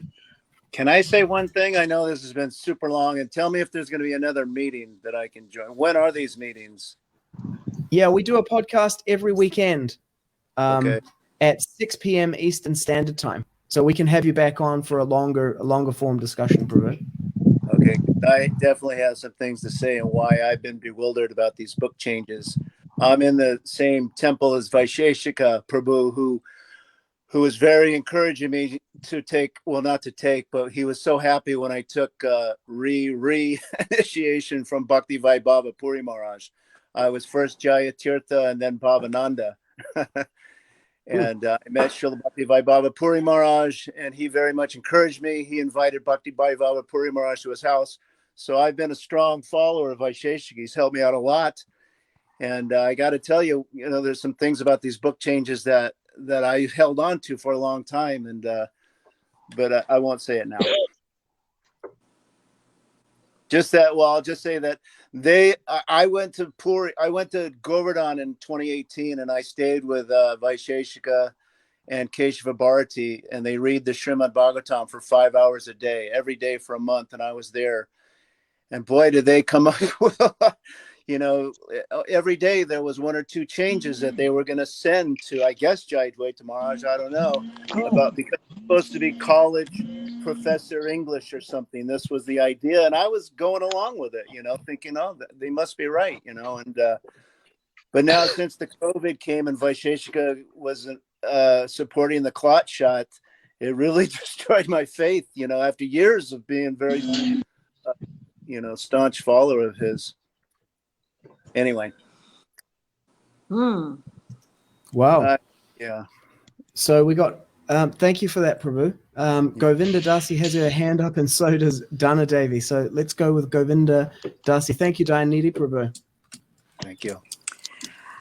Thank you very much, Dayanidhi Prabhu, because this is exactly what I have been talking about. Smoking that gun. People are losing faith because of the books is one thing, but now the clot shot also.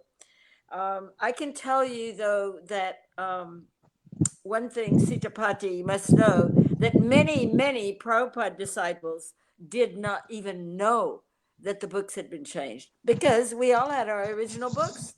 Not one single one of us didn't have our original books. Even I didn't know until I was on the mainland in, I think, 1998 or maybe 94. And I bought a Gita at a temple because I was taking a writing course, and I found out that I was going to write something about the Gita. And I started reading the book, and it was like, whoa, it was a different book. What the hell happened to this book? I was shocked. I couldn't figure it out. So even in the last few years, devotees did not know. Prabhupada disciples did not know how many changes were there. It was done so deceptively. And putting a 1971 signature, slapping that into a book that was printed years later. So one thing I really appreciate is the fact that many people now are losing faith in these gurus, in the direction the ISKCON is gone, or whether it's, I'm not talking about inside, outside, just generally speaking. So it is our time now to step forward, get organized, and try to help those who have been deceived. A lot of them are not completely, a lot of them are really sincere, but they've just been deceived. That's all I got to say. Thank you, Mother Govinda. Thank you very much. Thank you all. Thank you all for putting this together. It's a wonderful plan to start having these meetings. And I'm sure that we can bring different devotees on. I mean, I know scads of Prabhupada devotees who don't go along with the bullshit. I know lots of them. And if we can help to educate the youngsters in this way, it will be a great service to Srila Prabhupada. Jai, fantastic. We will do it. So let's move to kind of wrapping up now. Dana Devi, you wanted to say something? Prabhu Dayanidhi, you were mentioning about that you have lots more to say. Great. Keep it, because we need you for next week. And for all of the devotees that have been exposed, they know, they have observed any behaviors or anything that you know that now is your time to speak up. You must do, this is your duty, this is your responsibility, because on you lays the new generation that is coming. What Srila Prabhupada built was a world for everyone to live. And there are a bunch of people that are destroying this. Obviously, the Rakshasas don't want a world that is, harmoniously working. That's what Srila Prabhupada and Sri Krishna wants. They don't want that. Therefore, they're destroying. But it's now our time. It is your time to speak up, to bring up exactly what you have observed, what you know about this, because we need to expose them. We're not dealing with any teenagers playing up a game of playing pranks. They know what they're doing. So we're waiting for you guys to speak up. And for dear Mata Govinda Dasi and Prabhu, Mahabuddhi Prabhu, this book changes has been done by highly incompetent people or highly envious people. There's nothing else. Mm-hmm. So you are so envious of Srila Prabhupada that you think that are superior to him and you can change. And that all of the circle of people that went along with that, you are part of that circle. Mm-hmm. You're highly incompetent or you're highly envious of Srila Prabhupada and Sri Krishna. It is clear. So there's no way that you can bring up your new theory of you just changing a comma for a full stop. It's not. Because as Jaya White Swami was saying in one of his videos, nobody will understand what we're doing. You know what? You got it wrong. Because there are highly intelligent people that knows how to read, and they're quite transparent, and they will put you on the spot. But you have no way to get out of here. Your end has come now. And for all of these people that are in this circle, you guys infiltrated in Srila Prabhupada's movement. You just playing your game. Temporary game, but we know what is the end. Krishna always wins. So prepare for your end. Very good. Other Kshatriya family. Real Kshatriyas. We got some warriors here. So you're going to hear me say that I don't agree with incompetent and envious, because I know a lot of Prabhupada disciples that for whatever reason, I don't understand it, but I don't think they're incompetent and I don't think they're envious. And that's where I have a hard time. So I'm also super honest with how I feel. And I just can't believe that Vaisheshika is either envious or incompetent. So I don't know. But, Mahabuddhi, I don't know how well you know Vaisheshika or Govinda Dasi. And I know this isn't the time, and I'll definitely come next Sunday. I'm not sure how I'll come without another link, but we'll get it to you, Prabhu. We'll be in touch, Prabhu. Yeah. All right. It is subtle, Prabhu. There are many things that are very subtle, and this is the time to discuss the subtleness and how it's expressed. So hold on there. I will. Bhagavat Maharaj and Bhaktadas. Those are two good Prabhus to get on this thing. They're both against the clot shot. They're both against the changes in the books, and they're very old devotees. Bhaktadas and Bhagavat Maharaj. I can think of two right offhand. Yeah, wonderful. Lots of we them. can give you many about God, brothers. Yeah, it's a real bug. It's a real Bhagavad Gita moment, hang on a second. Hang on. What? How did I end up on the battlefield on the other side from Bhishma, Dave? What? What is going on here? Krishna, I'm bewildered about my duty, and I've lost all my composure due to miserly weakness. How can I? Bhishma Maham Sankye, Katam Bhishma Maham Sankye, Dranam Chamaru Sudana. How can I counter Ishuri Pratyotsayami Pujatavari Sudana? How can I counterattack in battle with arrows men who are worthy of my respect? I said this on the Namras podcast. This is what devotees are dealing with. It's the Bhagavad Gita moment. Mm-hmm. Yeah. Okay, we've dropped down to 4 participants here. Let's move to wrapping up. How about we do it like this? How about we'll start from here, from us, and then we'll go to Dayanidhi Prabhu, to Govinda Dasi, and then to Mahabuddhi Prabhu with the statements from is it Bhakti Pragyan Keshava Maharaj that you are? Yes. Yeah. Yes. Yeah. Okay. So let's start from us, to wrap up. I really appreciate for this moment, all of you.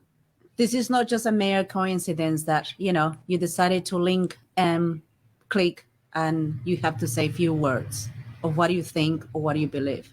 This is actually what Srila Prabhupada is guiding.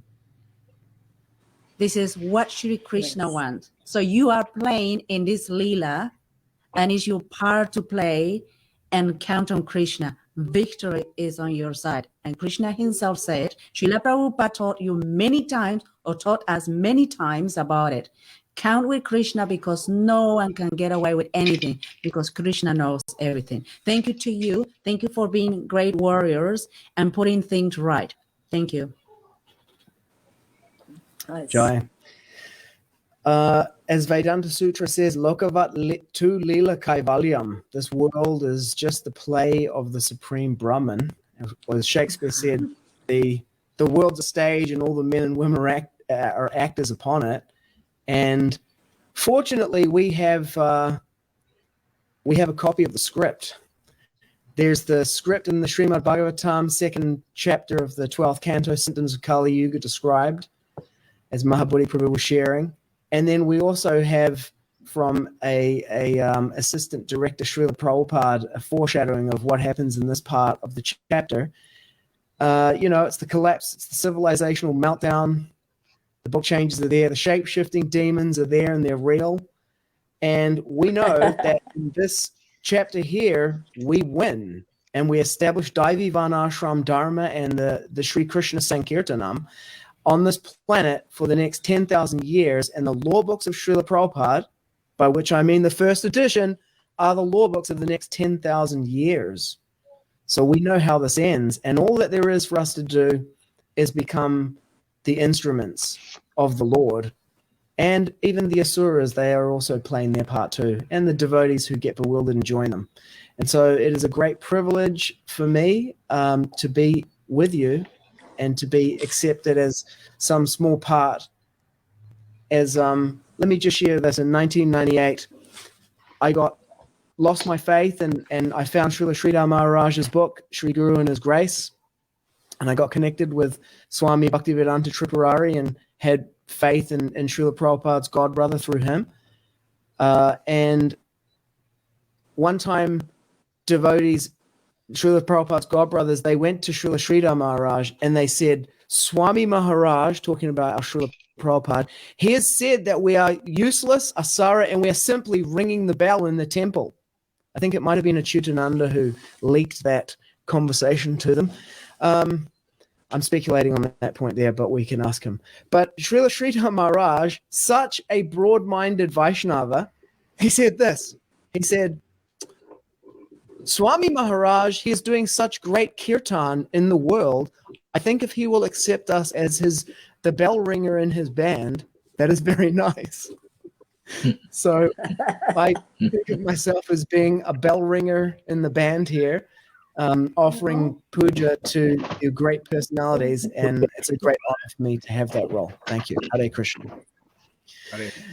Prabhu, Dayanidhi Prabhu. Well, I'm glad to be part of this, and I'll definitely come next. So many things going through my mind. Anyway, I was getting ahimsa milk from Tripurari Maharaj's farm a couple of years ago for the ISKCON temple here, Vaisheshika's ISV. For almost 2 years, I was getting milk from his farm, and then when the COVID came, they told me I couldn't come unless I got a shot. Tripurari Maharaj was very fanatical about it. He says, if you don't take the shot, then you can't come to the farm and get the milk. So I didn't get the milk. There's just so many things. I think the Varnashram is huge. And this Tapa Punj, is he a Varnashram person or something? What's he about? He is. He's a powerful Vaishya leader. Okay. So, I'm hoping one of these days I'll come into some money. And, not hoping. But anyway, I will come into some money at some point. And I would love to get out of here and live on a farm somewhere. You know, and Govinda Dasi, I love reading and hearing about your early pastimes with Prabhupada. I love all the Prabhupada memories, and all your memories of Prabhupada, you know, were just wonderful. And I can, you know, I understand why, you know, Prabhupada is everything to you, and Prabhupada's everything to me too. You know, after Jayatirtha and Bhavananda actually, is messed up as he was, he got me more into Prabhupada, and that's when Satsru's Prabhupada Leelamritas came out, and I know some people criticize those, but anyway, that really got me more into Prabhupada, and I'm totally a Prabhupada man. And the only reason I took Bhaktivinoda Baba Puri Maharaj, besides him being a pure devotee, is that he was a Prabhupada man, you know. So all glories to Srila Prabhupada, all glories to you, Govinda Dasi, all glories to you, Mahabuddhi, all glories to you, Sitapati. You're a disciple of Devamrita Swami, right? You're the one that did all the Harinam Australia. Yeah, we live in New Zealand, and yes, I am a disciple of Devamrita Swami. I took my Diksha initiation into the Gaudiya Vaishnava Sampradaya from him. Well, I also love what you did there in New Zealand. Amazing, great stuff. Dandavats to you all. Thank you, Prabhu. Thank you. Hare Krishna. Mother Govinda Dasi. Yes, Sitapati is our Sankirtan hero. We are proud of him all over the world. We are proud of him because he stood up for what was right. And Gora is our hero. You wouldn't think. I mean, we always thought Canadians were very docile, gentle people, but by golly, we got some Kshatriyas in Canada too. And they did a wonderful job at the Canadian convoy. And, you know, from a higher perspective, I hate to say it like this, but this shot, this clot shot, maybe, I mean, some of Prabhupada's godbrothers and some of the sadhus in Vrindavan, even 15, 20 years ago, said that by 2025 or 2028, 3/4 of the world population would be gone. Maybe this is one way it's going to happen. And maybe this is one way. I hate to put it like this, but Krishna is in charge, and there's a lot of leaders who decided to take the poison. I didn't do it, you know, and you didn't do it. It's not our fault. But I think you know what I'm getting at here. Anyway, thank you so much. This is a great beginning. I hope that we can organize some programs like this so that we are able to reach more and more of the young people and old people who are isolated and disillusioned, because we don't have a lot of time. We really need to get going. Thank you so much. Hare Krishna. All glories to Srila Prabhupada. Jai. Hare Krishna. Hare Hare Mahabuddhi Prabhu, please take it home for us. Jai Dandavat Pranams. So these sayings, I'm going to say 3 of them here, are from the Bhakti Pragyan Keshava. And for those of you who don't know who he is, that's Prabhupada's sannyas guru and his godbrother, who Prabhupada was also the founding member of the Gaudiya Vedanta Samiti, as you know, as well as ISKCON, and he took sannyas from this Bhakti Pragyan Keshava, who also, as a disciple of Bhakti Siddhanta, was extremely lion-hearted, from which he is the guru of Bhaktivedanta Narayan Goswami Maharaj, and they were all 3 of them were all very much. Even though Narayan Maharaj was a Shishya of Bhakti Pragyan Keshava, he also served Prabhupada, and Prabhupada and Bhakti Pragyan Keshava were godbrothers and friends before he accepted sannyas. So he said these 3 things, which I think are relevant to our discussion. The first one I'm going to do, very short one on agriculture and farming, and the next 2 will be about speaking the truth. And I think it's a good way to kind of end this. So his statement on agriculture and farming: those who consider farming to be somehow inappropriate for Vaishnavas and forcibly stop them from doing it are hypocrites and rogues. Such people do not even know what it means to be a Vaishnava or what Vaishnava Dharma is. Thus, they cannot become pure teachers of Vaishnava Dharma and are not to be accepted within such ranks. On these two next will be on speaking the truth fearlessly, and I'll speak the next one after that too. He said, there is not a word of Sriman Mahaprabhu's teaching that is unscriptural, illogical, or unfounded. All other preachers, so-called religious orders and preceptors, however, have propagated and continue to propagate irrational opinions that are more or less concocted and contrary to the conclusions of the scriptures in order to gain repute in present-day society. It is crucial to speak the truth fearlessly. Bhagavan is not for those who are faint at heart. The Upanishad states, Nayamatma balahina labhya. Self-realization cannot be attained by weakness. Craven individuals manipulate spiritual dialogue by claiming all is well, all is well. This only serves to reveal their frailty in the process of bhajan. You must vehemently oppose this. If necessary, I am ready to appear in an open assembly to debate these matters. As Bhakti Gyan Keshava spoke this in 1960. And this last one is kind of like, there's more, but I really like this one too. And I think this is also very good for this particular time. And it's entitled, Bhakti is not for the weak, timid, and cowardly.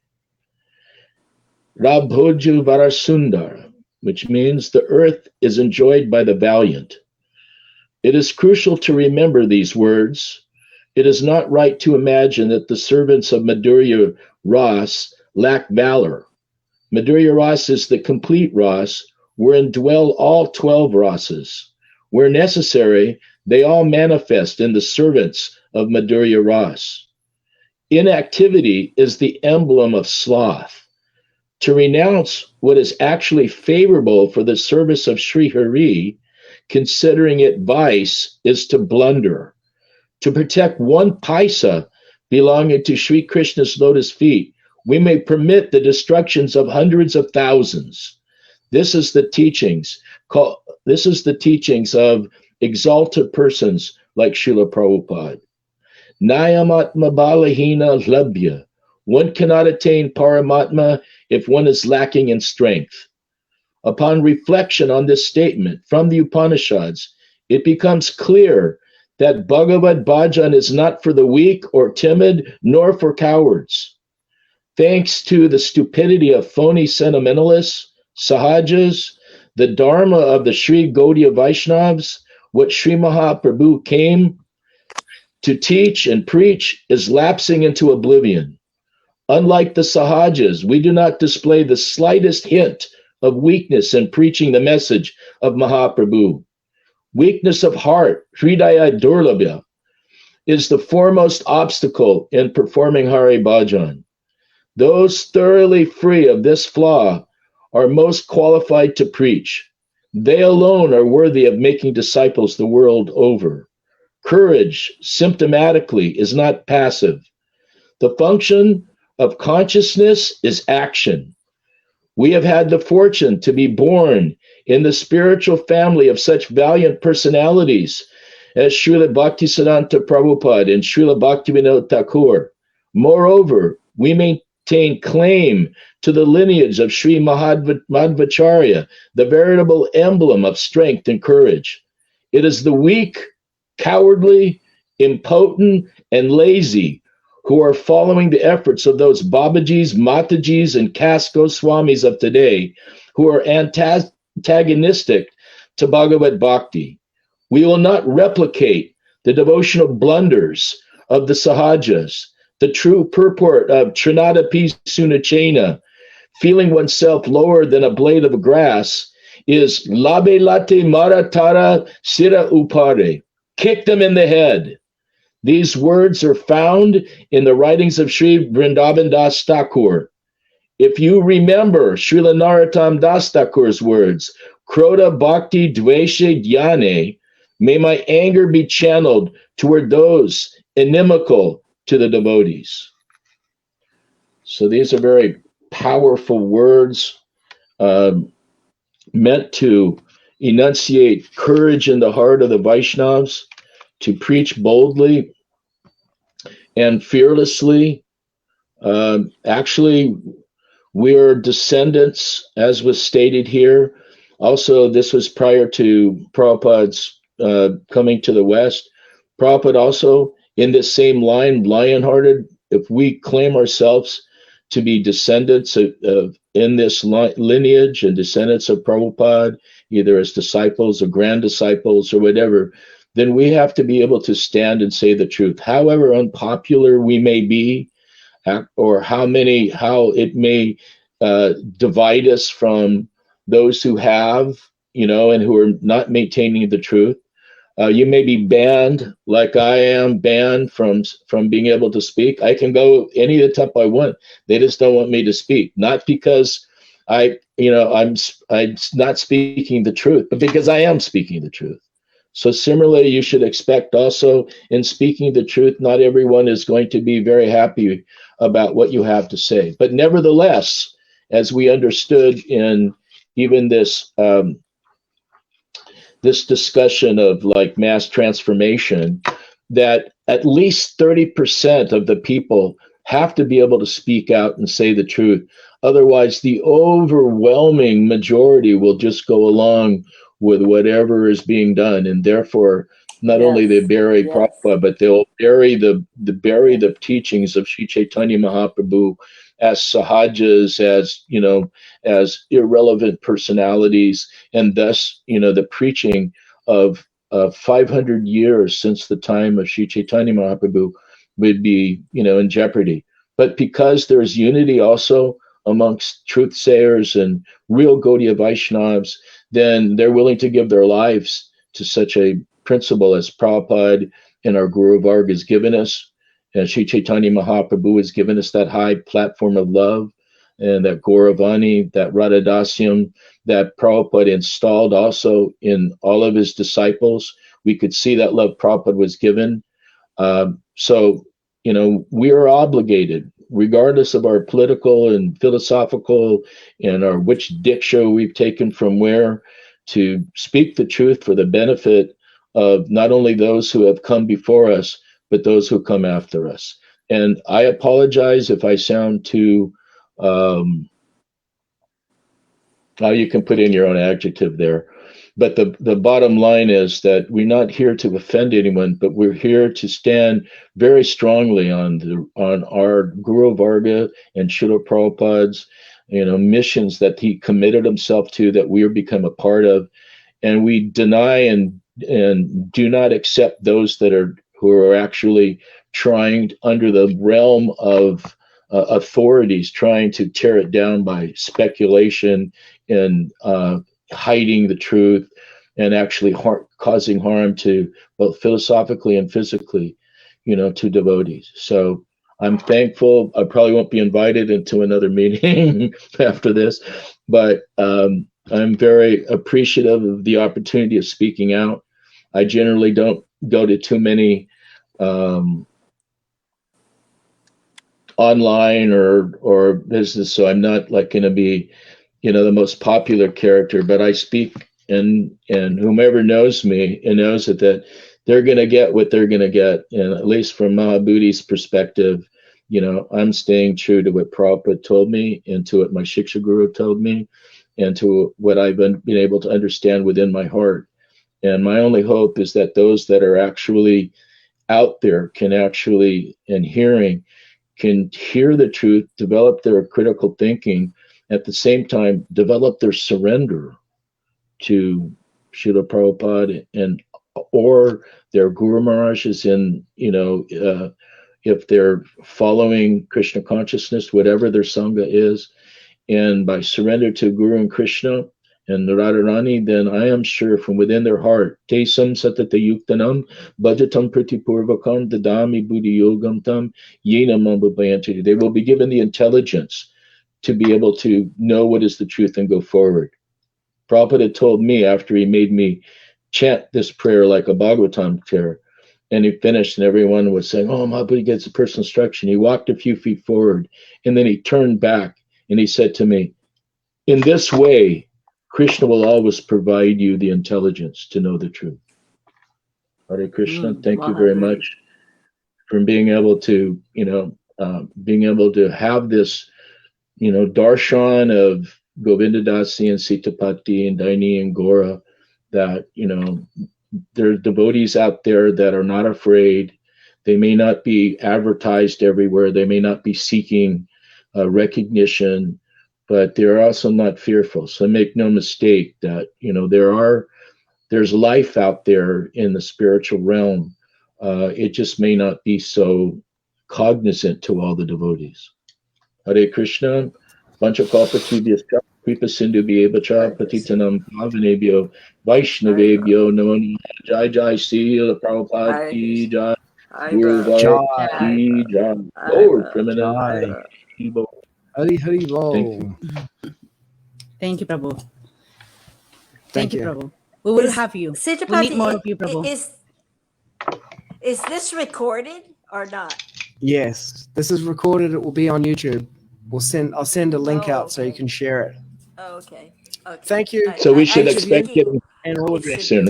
Hare Krishna, all glories to Srila Prabhupada. Thank you, because All glories there's to a Srila lot of Prabhupada. devotees who need to watch this. Mahabuddhi, you did a great job. Hare Krishna. Yes. all glories Thank to you. Srila Hare Hare Krishna. Dandavat Pranam. Parambi Jayate Shri Krishna Dandavat, Sankirtanam. Dandavat. Total Ki world Jai. victory of Hare Krishna. Hare Krishna. Radhe Jai. Radhe Radhe Radhe Sham. Hare Bol. Radhe Shyam.